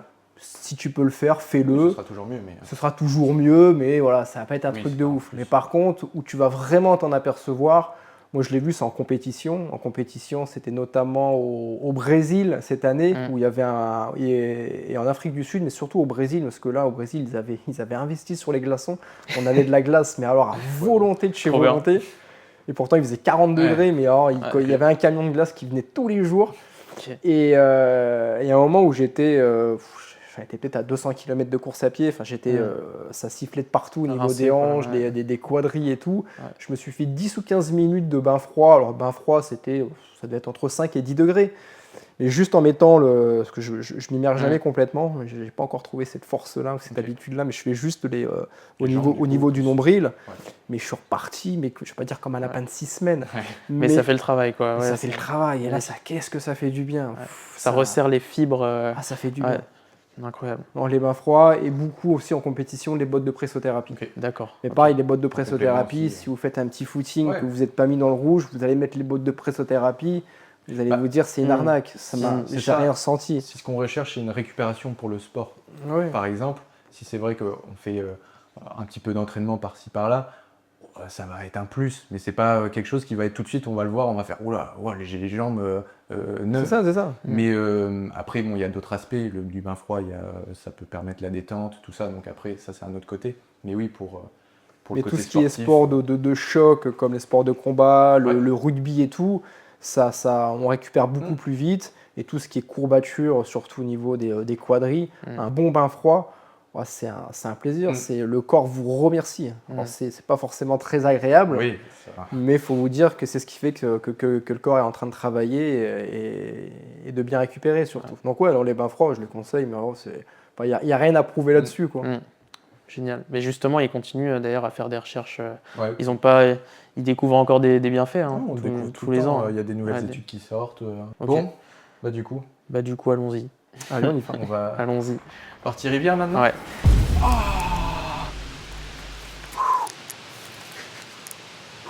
Voilà. On est bien là.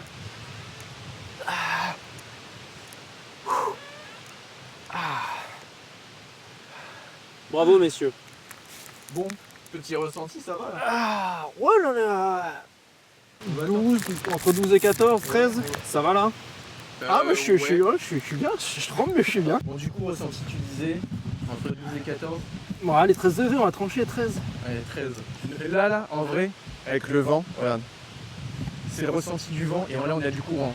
Donc, même si on dit qu'elle est à 14, avec le courant, elle perd 2 degrés, 2-3 degrés.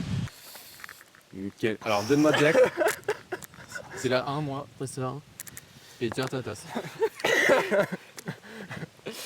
Ah, je suis pas le seul à trembler. Ah bah non, là c'est normal. Mais... Ça va, Ok. on va s'y remettre. Et vous, les miens On est bien centrés? Ok, les boys. Alors, Ouais, le temps est un peu hardcore ici. il y a un peu de vent. Un peu de vent. Mais bon, on n'a pas le choix, c'est le concept. Ah, c'est le concept. Donc on se met à l'eau aujourd'hui. Et, L'eau, c'est correct. Enfin, je dirais 13 degrés. 13 Mais degrés. j'ai plus l'impression d'avoir froid avec le vent. C'est totalement ce qui se passe. On va vite se mettre dans l'eau après. Alors, Du coup, tu nous on est à 12, Ouais, 13 degrés. on est à 12,9 Ok, donc au bord. Donc je pense qu'ici on sera à 12. on sera à 12 et avec le ressenti. Avec le ressenti, je pense qu'on a du. On a du courant là. Hein. Ouais, non, franchement, il y a un peu de courant. Allez, on est à 10 Il y a du degrés, vent. Bon, je suis pas mal. Parfait. On va peut-être enchaîner On direct. enchaîne direct. Ça... Et attendez, sentez les gars. À la vôtre. À la vôtre. Du coup, tu t'es fixé comme objectif de faire 1000 Ironman. Ouais. Aujourd'hui, à combien de distance d'Ironman tu es Donc aujourd'hui, exactement 236 en tout? 236, ouais, 236 en tout. J'espère 246 là, dans 10 jours. Ok. Enfin, dans 15 jours après la dernière manche de la Coupe du Monde Ultra Triathlon. Parce que là, je pars dans 10 jours à Taïwan pour un DK. Donc peut-être 10 de plus. Donc passer de 236 à 246, et ça fera. On sera à un quart du parcours. Et du coup, tu vises les 1000 pour quand? Si tu as une date, si tu te fixes sur une date, du coup, avec ce que tu vois aussi, comment? Alors c'est un objectif sans être un objectif. Tout simplement, c'est que j'ai 2 enfants en bas âge, donc ont bientôt 4 ans et 1 an et demi. Aujourd'hui, c'est pas simple de s'organiser pour faire des compétitions. Avec madame, on y arrive, parce que j'ai la chance, je le répète devant la caméra, devant tes glacés, d'avoir une femme en or. Voilà, par rapport à tout ce que j'arrive à faire. Mais j'ai des enfants en bas âge, donc pour l'instant, entre guillemets, je veux dire que c'est simple, mais ils font pas de sport. Enfin, ils sont pas licenciés dans un club et tout. Et plus ils vont grandir, plus mes priorités aussi seront sûrement amenées à changer. Quand ils vont commencer à pratiquer un sport, peut-être à faire des premières compétitions et tout, l'école aussi. Ouais, à l'école, mais par rapport aux compétitions sportives, est-ce que j'aurais envie de rater une de leurs compétitions sportives, même s'ils auront que 6 ans ou que 7 ans? Il y aura peut-être mes priorités qui vont changer aussi par la suite.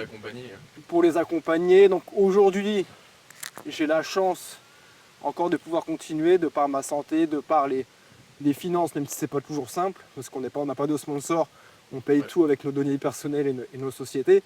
Mais pour l'instant, j'y arrive. Je continue d'emmagasiner les Ironman, même si c'est vraiment pas, c'est un objectif encore une fois sans l'être. Si demain ça doit s'arrêter à 300, ça s'arrêtera à 300. Je serai super content de mon parcours, ce sera déjà énorme. Est-ce que tu es le premier du coup là? Ou tu sais pas en termes de distance?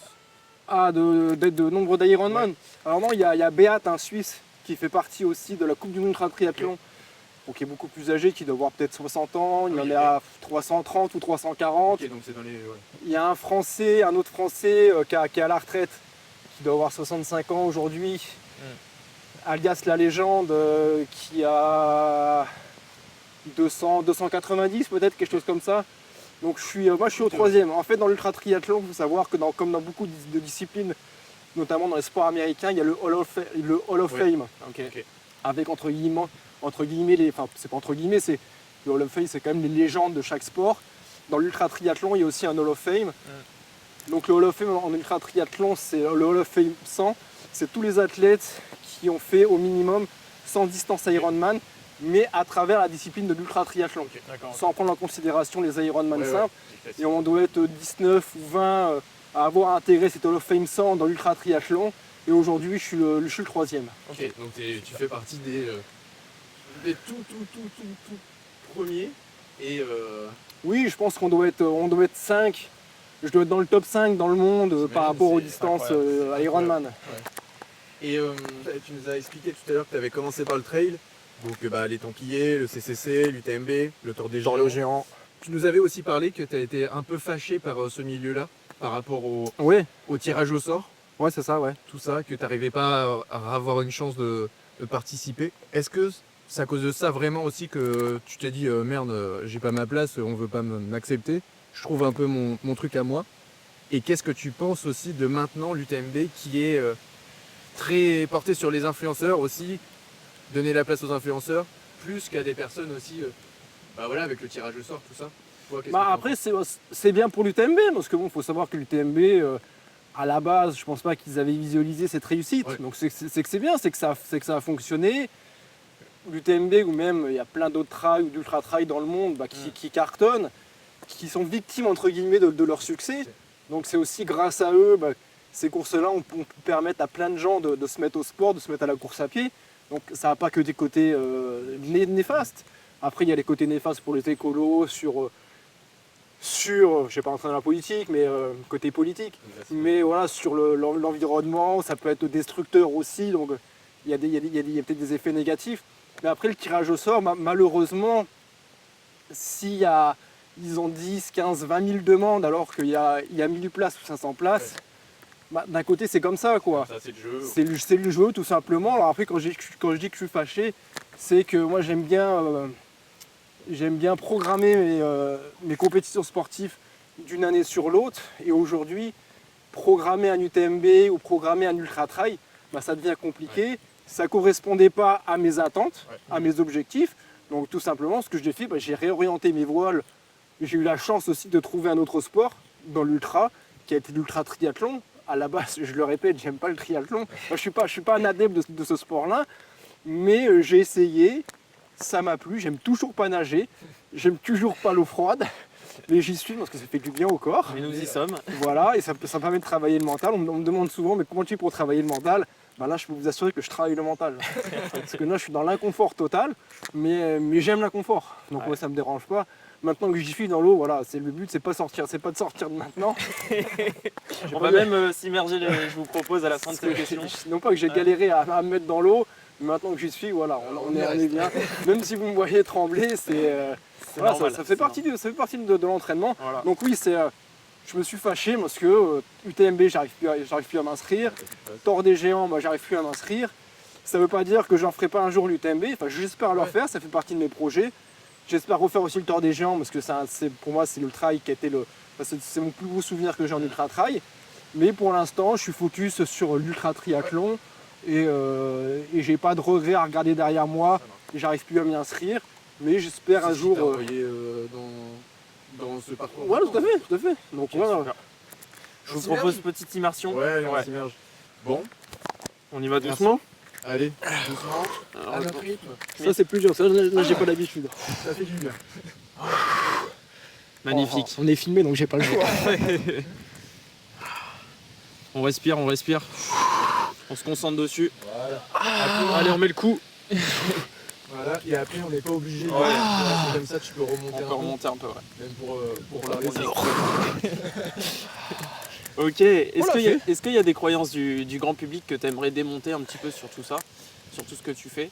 Ou pas forcément, parce qu'on en a aussi parlé tout à l'heure. Alors si la croyance qu'on n'a pas forcément évoquée, mais qui est l'une des croyances numéro 1, surtout dans l'ultra-distance, c'est les blessures. Ouais. Moi, la plupart des messages que j'ai reçus, alors un petit peu moins maintenant, parce que peut-être que j'ai fait pas non plus une grosse communication là-dessus, mais c'est vrai que je reviens souvent sur le sujet, c'est les blessures. Ouais. Les blessures, les gens se disent, parce qu'en fait, il y a eu cette idée reçue qu'on m'a aussi intégrée dans la tête à mes tout débuts, c'est des médecins généralistes qui vous ont dit, pour le corps humain, on ne peut pas faire plus de 2 marathons par an.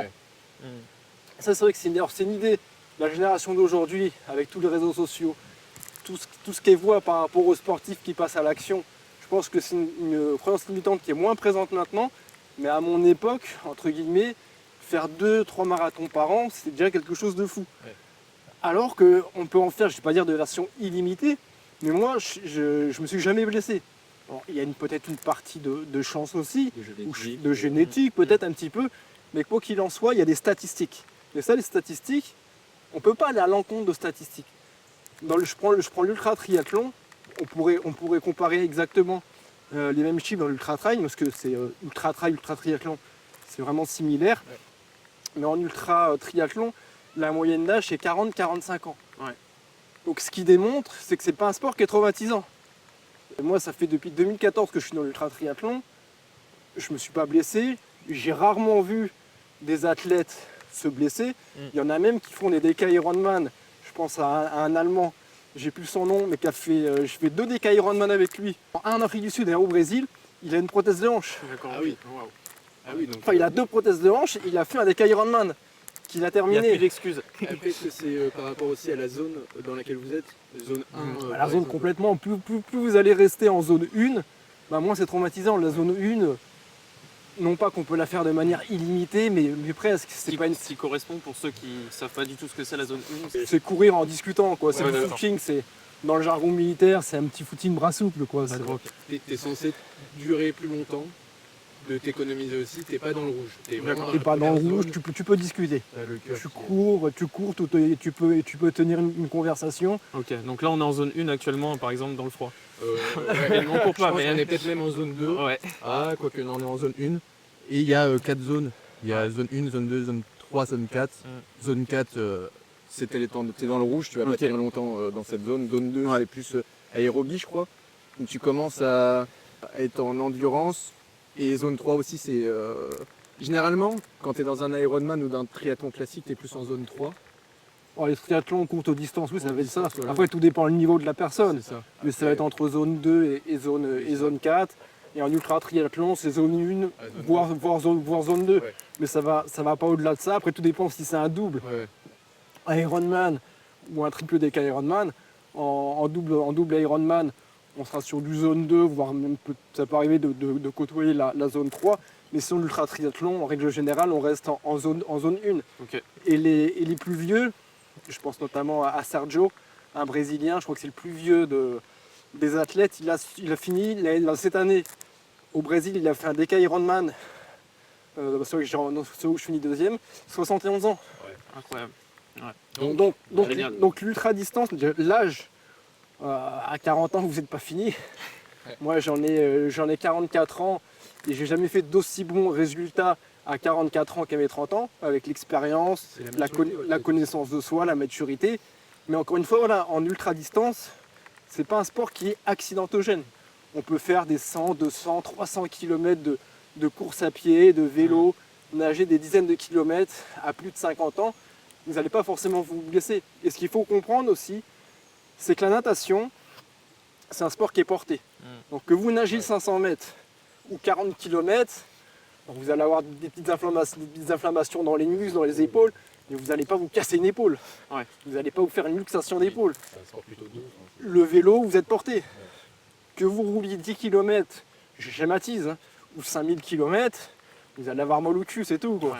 Mais si votre cul, vous l'avez bien préparé avec de longues sorties, même si c'est jamais agréable de passer plusieurs heures sur un vélo, mais vous n'allez pas vous faire des ligaments croisés. Ok. Moi, j'ai jamais connu un coureur cycliste qui s'est dit ma saison elle est finie, je me suis fait les ligaments croisés. Ouais. Non, ça c'est dans des sports avec des changements de direction, Ça peut être comme le tendinite, rugby, par comme le foot. Tu peux avoir des tendinites, bien sûr. plutôt, Mais là, le sport le plus traumatisant, bah, ça reste la course à pied. course à pied. Mais la course à pied, en ultra triathlon, encore une fois, quand tu as déjà nagé X kilomètres ou X dizaines de kilomètres, que tu as roulé X centaines ou X milliers de kilomètres, quand tu commences la course à pied, bah, c'est un petit fou les bras souples, quoi. Tu es en zone 1. Et qui dit zone 1, ça veut dire on court lentement. Donc qui dit que tu cours lentement, bah, pas de choc, très peu de choc au niveau du corps. Ouais. Donc moins de courbatures, donc moins de traumatisme. Ok. Donc voilà. Et d'ailleurs, je me demandais aussi, vu que tu as été pompier de Paris 11 ans, du coup, c'est ça? Est-ce que tu as tiré des enseignements de ça ou des choses qui t'ont permis aussi d'aller à fond dans le sport? Est-ce qu'il y a des choses qui t'ont permis de te dépasser, en fait? Des apprentissages dans ta carrière de pompier ou pas forcément? Alors ouais, enfin, chez les pompiers de Paris, j'étais à l'opposé. Je faisais partie des moins bons sportifs. Ouais. Des moins bons sportifs, tout simplement, c'est que chez les pompiers de Paris, c'est pour ça aussi qu'à un moment donné, je me suis fâché un peu avec les pompiers de Paris. Pas que j'ai arrêté l'opérationnel pour la faire courte, ou ensuite j'ai été dans les services où c'était un rythme, un planning qui était beaucoup plus flexible Ok. et surtout un sport beaucoup plus flexible. Et c'est ce qui m'a permis aussi de découvrir, de m'investir beaucoup plus dans la course à pied et de découvrir le monde du trail, de l'ultra-trail. Ça, j'ai commencé à le découvrir chez les pompiers de Paris, avec une équipe de coureurs, de trailers. Mais quand j'étais vraiment opérationnel, ça m'a pas appris grand-chose sur le sport, parce que c'est beaucoup militaire, pomme de terre, et on fait des exercices de musculation, de gym. Enfin, j'ai fait tous les sports que j'aimais pas pratiquer, Ok. donc je me suis jamais épanoui, on va dire, sportivement parlant, dans l'opérationnel, et j'ai vraiment kiffé le sport chez les pompiers de Paris quand j'étais dans les services, et il y avait peut-être moins de rigueur dans le sport, mais je pouvais faire le sport que moi je voulais faire, Ouais. et je m'imposais du coup beaucoup plus de rigueur. D'accord. Et du coup, j'ai performé en sport quand j'ai arrêté l'opérationnel, parce que l'opérationnel c'est très fatigant, avec les interventions la nuit, et le lendemain il faut réenchaîner avec des séances de sport et compagnie, alors qu'en dans les services, c'est 8h, 17h du lundi au vendredi, on est beaucoup moins fatigué, on fait vraiment des bonnes nuits, et c'est là que j'ai vraiment découvert et su exploiter mon corps à travers la course à pied, le trail et par la suite le triathlon. Ok. Petit point d'étape, on est bientôt à 20 minutes. Ouais. Un peu moins, on est à 15 minutes. Tu te sens comment? Alors, on va juste te faire un petit test. Est-ce que tu peux faire ça? Est-ce que ça va? T'es bien? Ah ouais. Parce que c'est déjà un signe. Encore faire. T'as dû perdre ta mobilité. Ah ouais, Donc là, on va tenir, je pense, encore 10 minutes. Ouais. Il y a quelques questions. Toi, Emilien, vas-y, tu peux enchaîner. Alors oui, sujet tabou un petit peu. Il y a des sports par exemple, je pense notamment au bodybuilding, où on sait que pour pouvoir participer à certaines compétitions, il faut toucher au dopage. Est-ce que c'est pareil dans les sports d'endurance, où tout le monde le sait, ça fait partie de la compète de devoir toucher à ça pour pouvoir prétendre à y participer, ou alors c'est pas un sujet Dans l'ultra-triathlon, Dans c'est l'ultra-triathlon. un sujet, bien sûr. Ouais. Il faut savoir que dans l'ultra-triathlon, la Coupe du monde ultra-triathlon, il y a à peu près entre 5 et 8 épreuves par an. Ouais. Et il faut savoir qu'une personne, un organisateur qui souhaite mettre en place une épreuve de Coupe du monde ultra-triathlon, il y a obligatoirement un test antidopage. Ouais. Ok. C'est obligatoire si elle veut faire partie de la Coupe du monde ultra-triathlon. Donc moi, à titre personnel, je me suis fait contrôler 2 fois. La première fois en Belgique, sur un double Ironman, donc où je me suis fait contrôler à la fin. J'en ai fait toute une vidéo YouTube parce que c'était un sketch. Ok. Donc allez retrouver la vidéo. Ouais, parce que en fait, il m'attendait. Il m'avait déjà prévenu en amont que j'allais me faire contrôler. Ouais. Sauf qu'ils m'ont prévenu peut-être 1 ou 2 heures avant la ligne d'arrivée. j'avais envie de pisser, donc j'ai Ah oui. pissé. Ouais. Mais ce jour-là, il faisait super chaud. C'est souvent ça le problème d'ailleurs. Donc, enfin, je buvais des litres et des litres, et je me suis dit, bon, ça va passer, je vais avoir envie de pisser après les nuits d'arrivée. Sauf que peut-être un peu le stress du contrôle, alors que j'avais rien à me reprocher. Mais donc ils viennent, mais très gentils, hein, ça se passe vraiment très très bien. Les 2 contrôles que j'ai eu, en tout cas le premier très très bien. Ouais. Et donc par contre tu stoppes tout, t'as pas le droit d'aller à la douche, t'as pas le droit de te reposer, de souffler un peu, si tu vas aux toilettes directement. On te Sauf regarde. que je Et ils leur sont dis, derrière à regarder. Ouais. ah ouais, ils viennent dans les toilettes avec toi. Ouais. Sauf que j'ai pas envie de pisser. Ah, merde. Donc il me fait, vous inquiétez pas, ils m'ont vraiment mis dans les meilleures conditions. Ils m'ont fait, on va s'installer là-bas, vous dites tout ce que vous voulez. On dirait du racket. On dit tu te fais racketter pour pisser. Si ça doit se faire dans 5 heures, Ouais, ça se fera dans 5 heures. ok. Mais nous on bougera Ouais, pas putain. tant que vous n'avez pas pissé. Et en fait, j'ai dû boire 3-4 litres, Ouais. rien. Putain. Ouais. Putain, merde. Et j'ai réussi à faire leur petite quantité qu'ils demandaient, Ouais. le minimum syndical, peut-être 4 heures, enfin 3-4 heures après la ligne d'arrivée. Donc moi j'étais furax, j'étais blasé quoi, Ouais, contre moi-même quoi. Ouais, ouais. Parce que j'avais envie de me doucher, Ouais, j'avais ouais. envie de me reposer.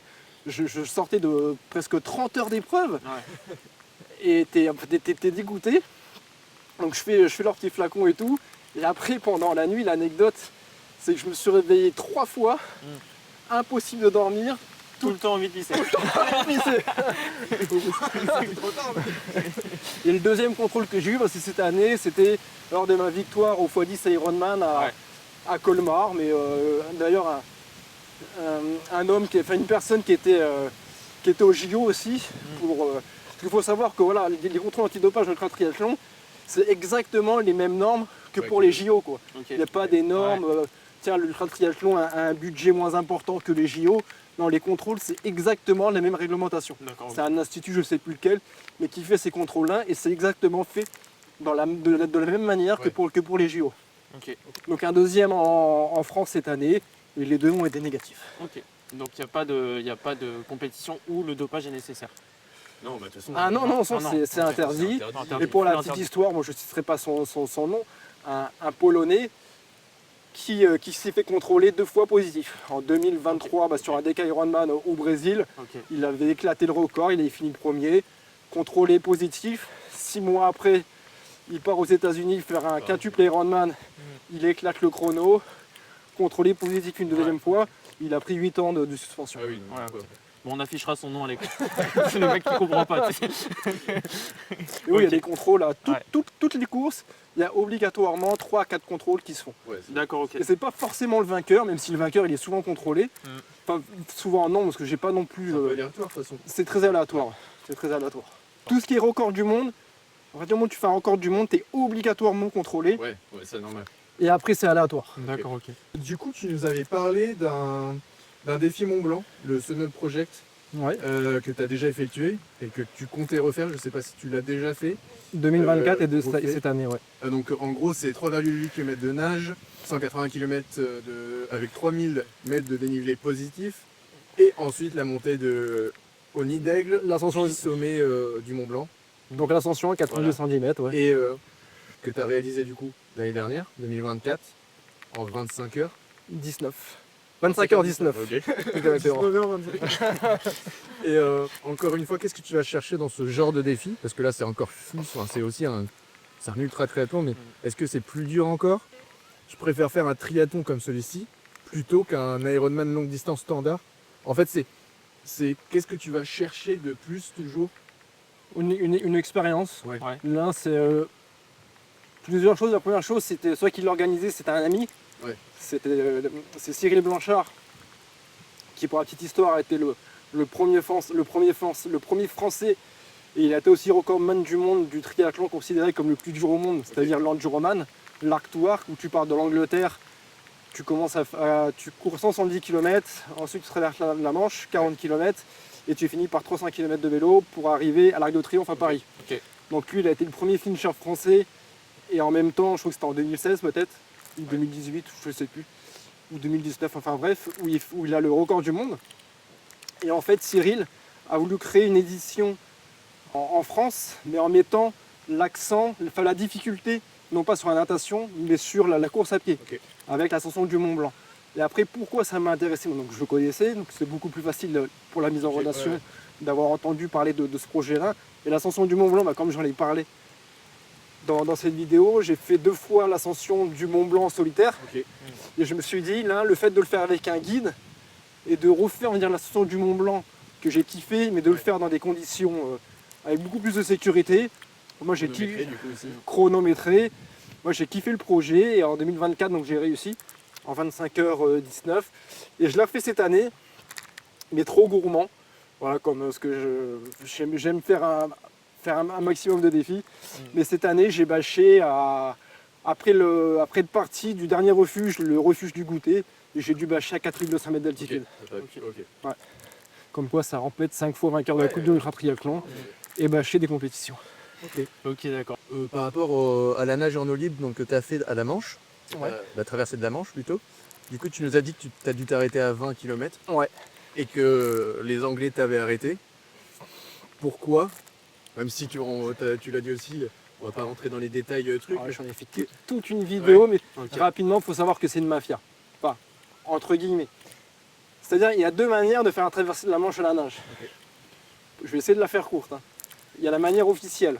La manière officielle, c'est lunettes, bonnet, maillot de bain. Ok. Dans une eau à 15 degrés. Ok. C'est comme ça que je devais la faire à la base quand je me suis inscrit. Ok. Sauf que 2 mois, je crois, avant de faire la traversée de la Manche à la nage, je pars en Grèce faire un ultra marathon. Je sais plus le nom, enfin une course de 170 km. Et on était logé dans un super hôtel en bord de plage. On est à 24 ou 48 heures avant la compétition. Et je me dis, tiens, je vais faire des grosses séances de course à pied pour aller me détendre. Ouais. Je vais aller me baigner. Ok. On est en Grèce, on est au mois de mai, juin. Une fouille chaude. Ouais, elle n'est pas froide en tout cas. Et impossible de me mettre à l'eau. Ok. Je me suis mis à l'eau, j'ai dû mettre jusqu'au genou, mais impossible d'aller nager. L'eau devait être, je sais pas, à 17 ou 18 degrés, D'accord, ok, c'était trop. mais impossible. Et là, dans ma tête, il y a des lumières qui sont allumées. T'arrives pas à nager en Grèce. Mais comment je vais faire pour te glacer? Comment je vais faire pour la Manche dans une eau à 14-15 degrés, ouais. sachant que c'est pas 500 mètres, c'est 40 km. Ouais. C'est plus de 20 heures dans l'eau, Ok. enfin, à mon niveau. Donc là, je fais non, là, il y a un truc qui est pas cohérent là. Donc j'ai quand même des petits voyants qui s'allument de temps en temps. Donc je fais la course, que je réussis en Grèce, et dès que je reviens en France, j'envoie un mail à l'organisateur. Je fais on oublie la version officielle et on va la faire de la manière officieuse, c'est-à-dire Ouais, avec une combinaison. Ouais, ok.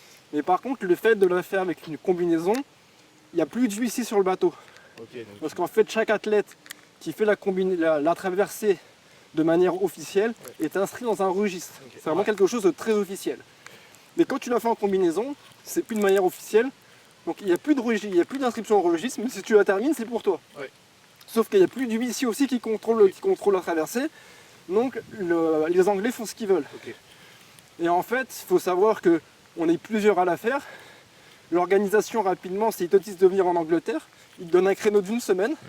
Et pendant la semaine, tu ne sais même pas si tu vas passer.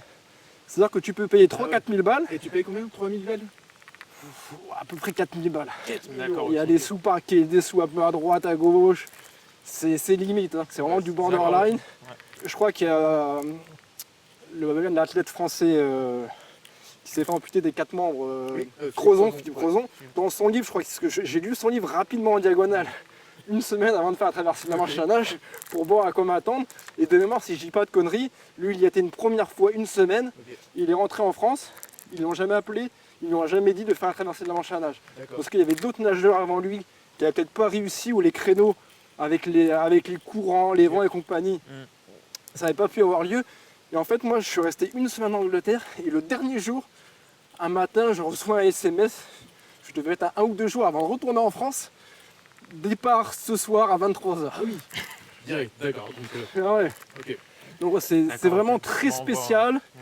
C'est Il faut un 2, ok, enfin c'est un 2. après tout, parce qu'en fait, moi, avant ou quand même?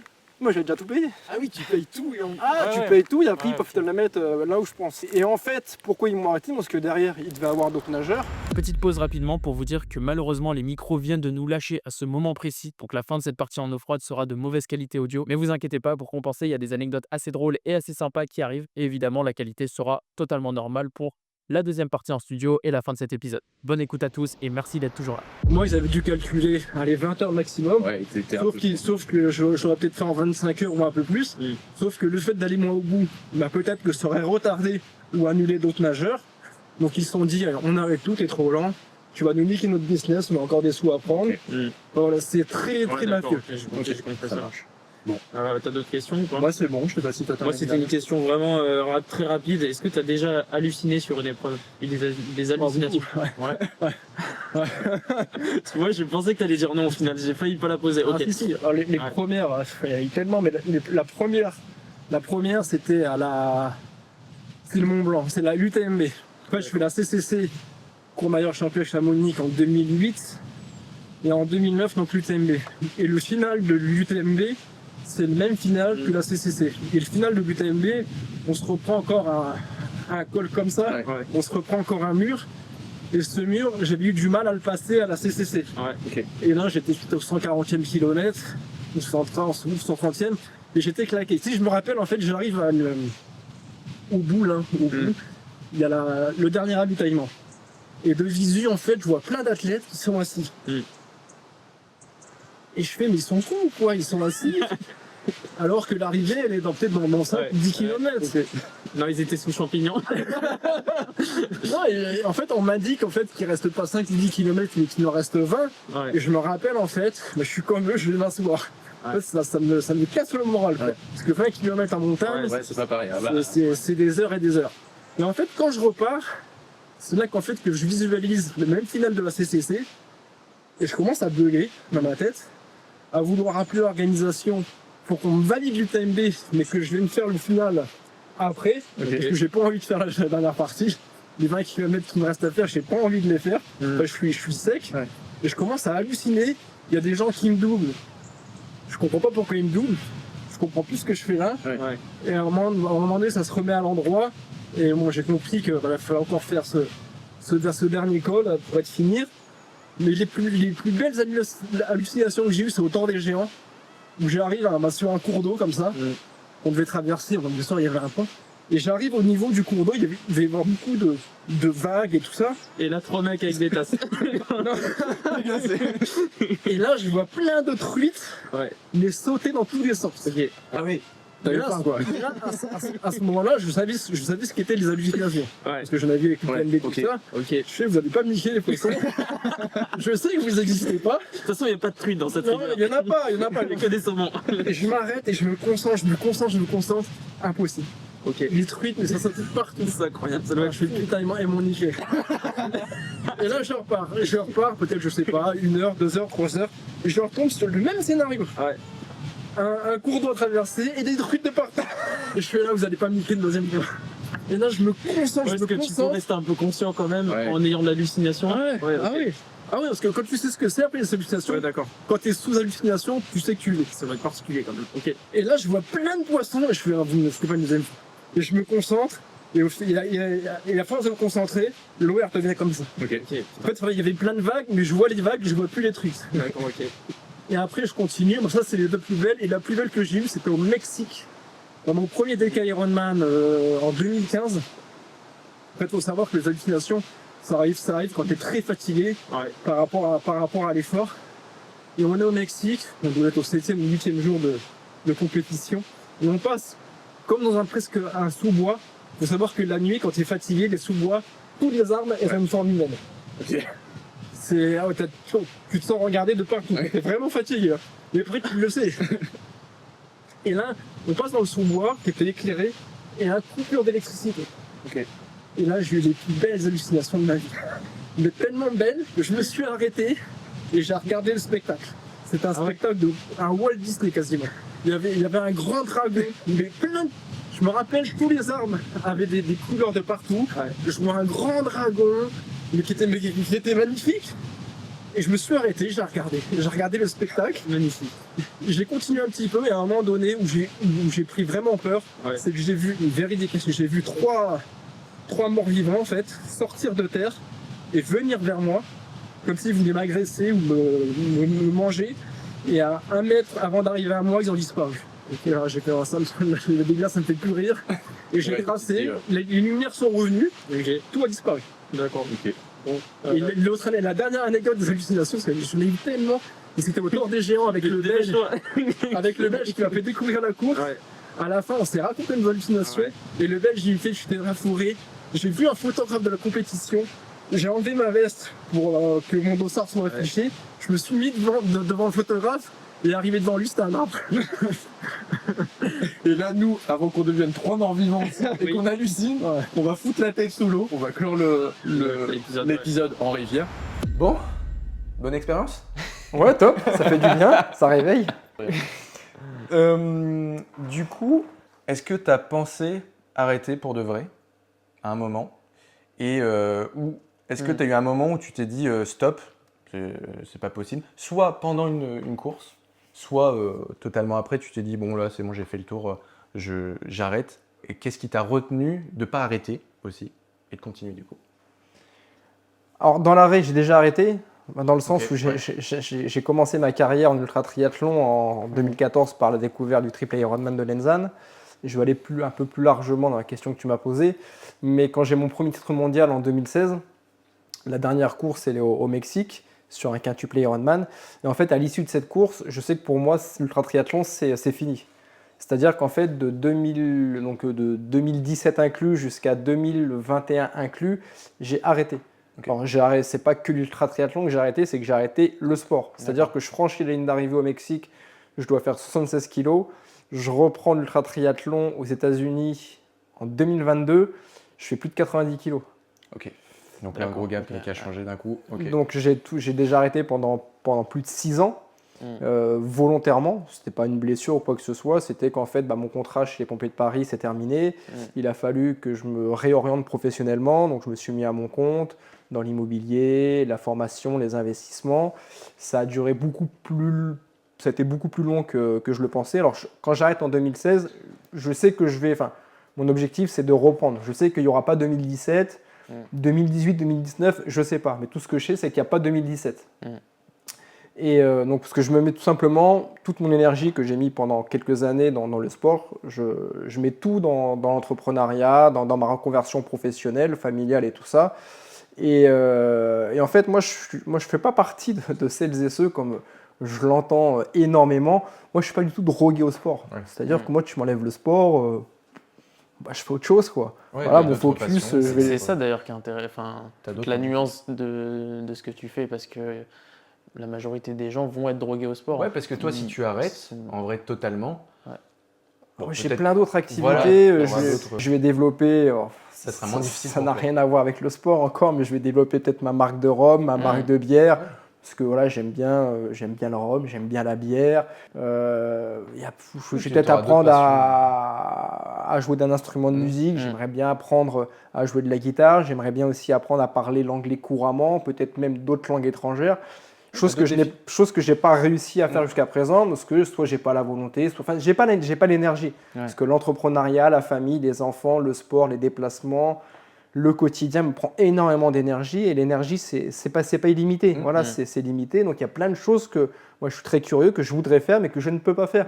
Donc si demain le sport il s'arrête, et ça se trouve ça va s'arrêter après Taïwan, le sport va s'arrêter, je vais me blesser, ou pour X ou Y raison ça va s'arrêter, c'est pas grave, ça s'arrête, je fais autre chose. Enfin moi c'est pas... J'ai déjà eu 1000 vies entre guillemets, j'ai 5 titres mondiaux en ultra triathlon, je suis à presque 250 distances à Ironman. Donc j'ai fait le taf, même si mon objectif, ce serait symboliquement d'atteindre les 1000 distances à Ironman. Si je le fais pas, mais je vais essayer de le faire. Mais après, pour répondre à ta question, donc j'ai déjà eu cet arrêt-là. Et après, en compétition, j'ai bâché 2 petites distances en ultra-triathlon aux États-Unis. C'était 2 doubles Ironman. Donc c'était à ma reprise en 2022, 2 fois hors délai pour 30 minutes, pour pas grand-chose. Mais après, tout ce qui est triple, quintuple, DK, double DK, triple DK, j'ai jamais bâché une compétition. Ça ne veut pas dire que je ne suis pas dans le mal, mais vouloir arrêter, non, ça m'a jamais réellement traversé l'esprit. Il y a de la souffrance, mais encore une fois, la souffrance, ça fait partie du game, ça fait partie du truc. Donc quand je suis dans le mal, Bah, je vois, ça fait partie du truc, donc je m'inquiète pas plus que ça. Tant que ça met pas mon corps en danger. Ouais, parce que du coup, qu'est-ce qui te ferait abandonner sur une course ou que si Bah, ça a déjà été le cas, mais Bah, j'ai répertorié il y a pas longtemps parce que j'en ai fait une vidéo, je crois, sur Instagram et sur YouTube. Et j'ai eu 7 échecs dans ma vie en sport. Soit ça a été lié à des tierces personnes, comme la traversée de la Manche à la nage, que j'ai fait en 2014 peut-être, ou non en 2016. En 2016, je l'ai faite. Le bateau qui m'accompagnait, donc les Anglais qui m'accompagnaient, m'ont arrêté au 20e kilomètre. donc là, c'était un arrêt. Enfin, Ça a été un arrêt. Et après, les autres échecs, ça a souvent été lié par un manque de préparation physique de ma part, et ça a été des barrières horaires. Des barrières horaires, mais de mémoire, il n'y a jamais eu d'abandon. S'il y a eu un abandon, si les 100 miles du sud de la France, en 2013 je crois, où j'étais pas bien. Voilà, dans la tête j'étais pas bien, j'avais des soucis qui n'étaient pas des trucs de fou, mais j'ai commencé la course avec des soucis en tête, et quand tu commences une compétition, bah, tu es seul face à toi-même, et tes soucis remontent beaucoup plus rapidement, parce que tu n'as plus ton téléphone, tu peux plus aller te distraire sur internet ou par le travail, c'est toi et ta course, tu as tous tes soucis qui remonte, et ça a été trop lourd à charger par rapport à la difficulté de l'épreuve, et j'ai arrêté, mais c'est tout. Sinon après ça a été des barrières horaires liées à un manque de préparation physique, où j'ai voulu voir trop grand, où j'ai voulu trop en faire, et la course est pas passée. Ok, d'accord. Mais sinon, non, l'ultra triathlon, toutes les courses jusqu'à présent sont passées. Je touche du bois sur la tête. Du thé glacé. voilà, pour que ça continue. Et non, j'ai jamais eu de blessures qui ont fait que je me suis arrêté. Ou une fracture de morale qui a fait que j'ai arrêté. Et du coup, tes prochains défis? Donc dans une semaine, enfin dans 10 jours, il y a Taïwan. Donc c'est la dernière épreuve de la Coupe du Monde Ultra Triathlon 2025. Donc un DK Ironman, 38 km de nage, 1800 km de vélo et 10 marathons d'affilée, 422 km de course à pied. Et la saison sera enfin bel et bien terminée. Là, à ce jour où on fait la vidéo, j'en suis déjà à 45 distances Ironman. Donc le but, ce serait symboliquement de finir à 55 distances Ironman et d'améliorer, entre guillemets, mon record de l'année dernière où j'avais fait 48 distances Ironman. Et après, on va se reposer, on va se recentrer sur le travail, sur les projets, sur les formations que beaucoup d'athlètes me demandent, ou sur mon livre qui va sortir, sur la famille, sur le travail avec madame dans l'immobilier.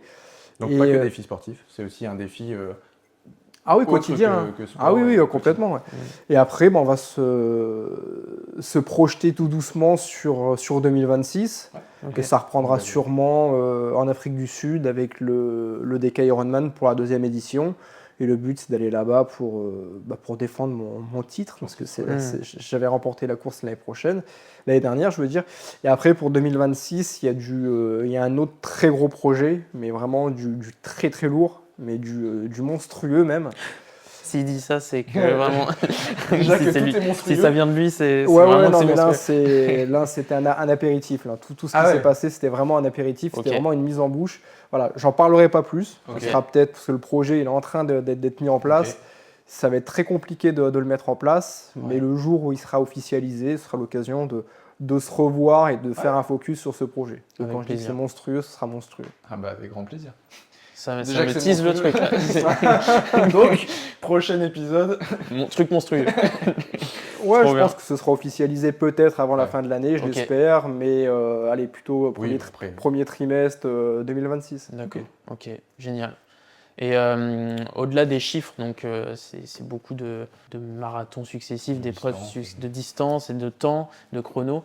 Est-ce qu'il y a quelque chose que tu aimerais qu'on retienne de toutes ces expériences? Qu'est-ce que tu en tires en fait? Et qu'est-ce que tu aimerais peut-être que les autres puissent en apprendre quand ils te voient faire tout ça? De respecter ses rêves, de passer à l'action. C'est encore une fois, c'est soit tu décides de nourrir ta peur, ou soit tu décides de nourrir tes rêves. Comme on le dit, c'est celui qui l'emporte. Celui que tu nourriras le plus, c'est celui qui l'emportera. C'est que voilà, peu importe ton niveau en sport, peu importe tes objectifs, encore une fois, comme je dis souvent, faire un x30 Ironman, c'est pas mieux que faire entre guillemets un simple marathon. Voilà, le but, c'est de réaliser ses projets, c'est tout. Parce qu'il y a beaucoup de personnes aujourd'hui qui ne réalisent pas leurs projets parce qu'ils ont la peur de l'échec, la peur du regard des autres, la peur de mal faire, ou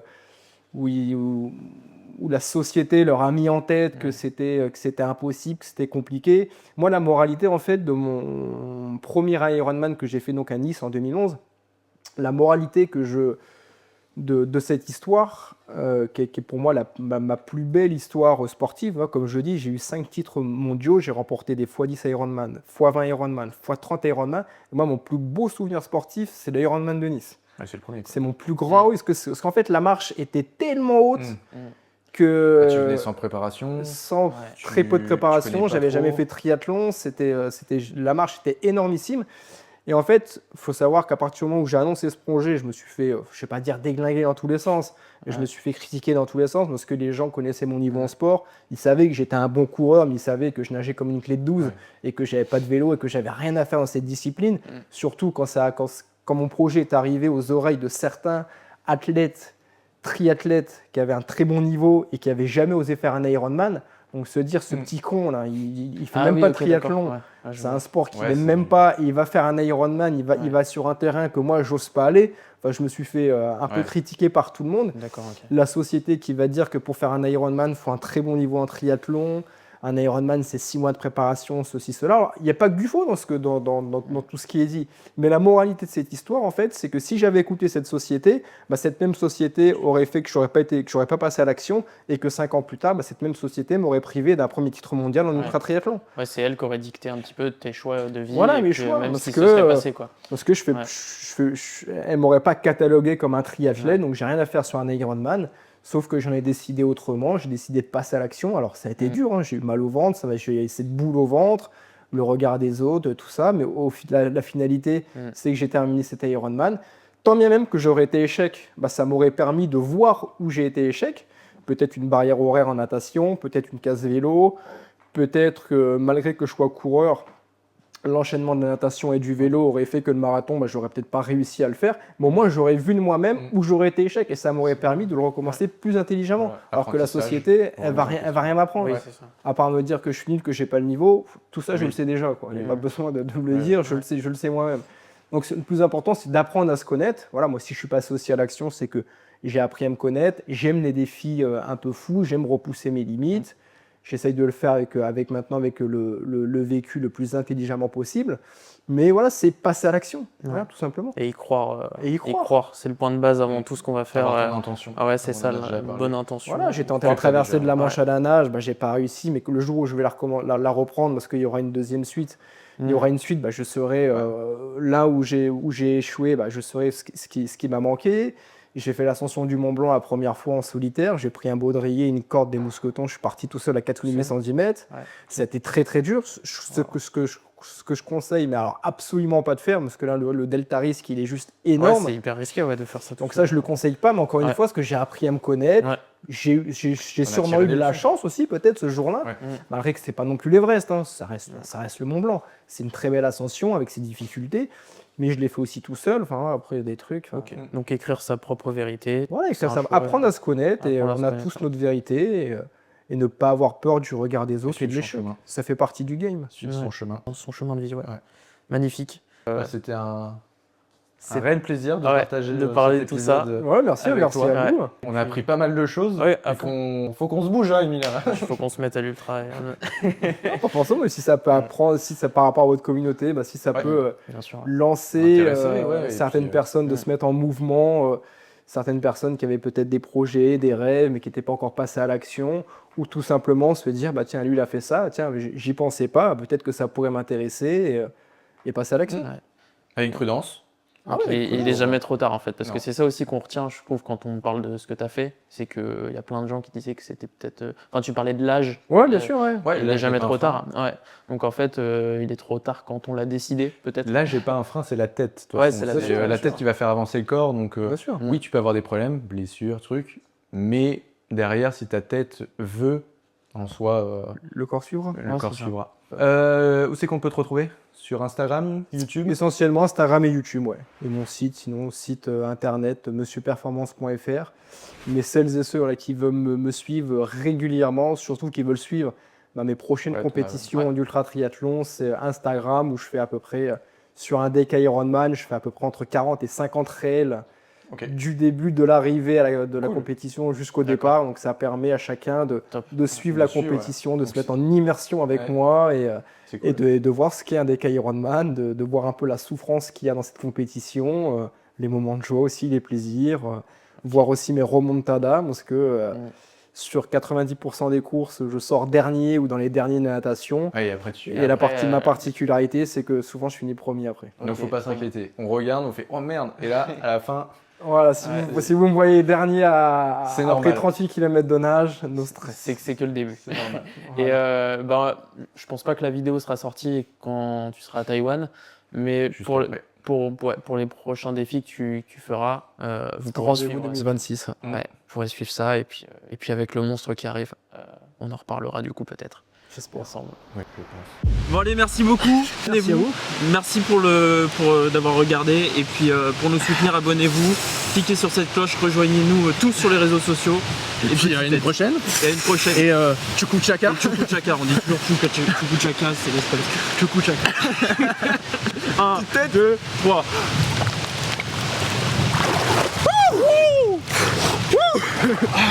Allez, impeccable. Allez, Chuku Chaka les gars. Allez hop. Ça pique. Là on dit. Ça va. Ouais, ça va. Ouais, ça commence à être chaud là. On va devoir couper court là. Là ça commence à être dur. Ça fait 25 minutes. 25 minutes. Non, mais là, on va sortir. Oui, on va avoir froid toute l'année.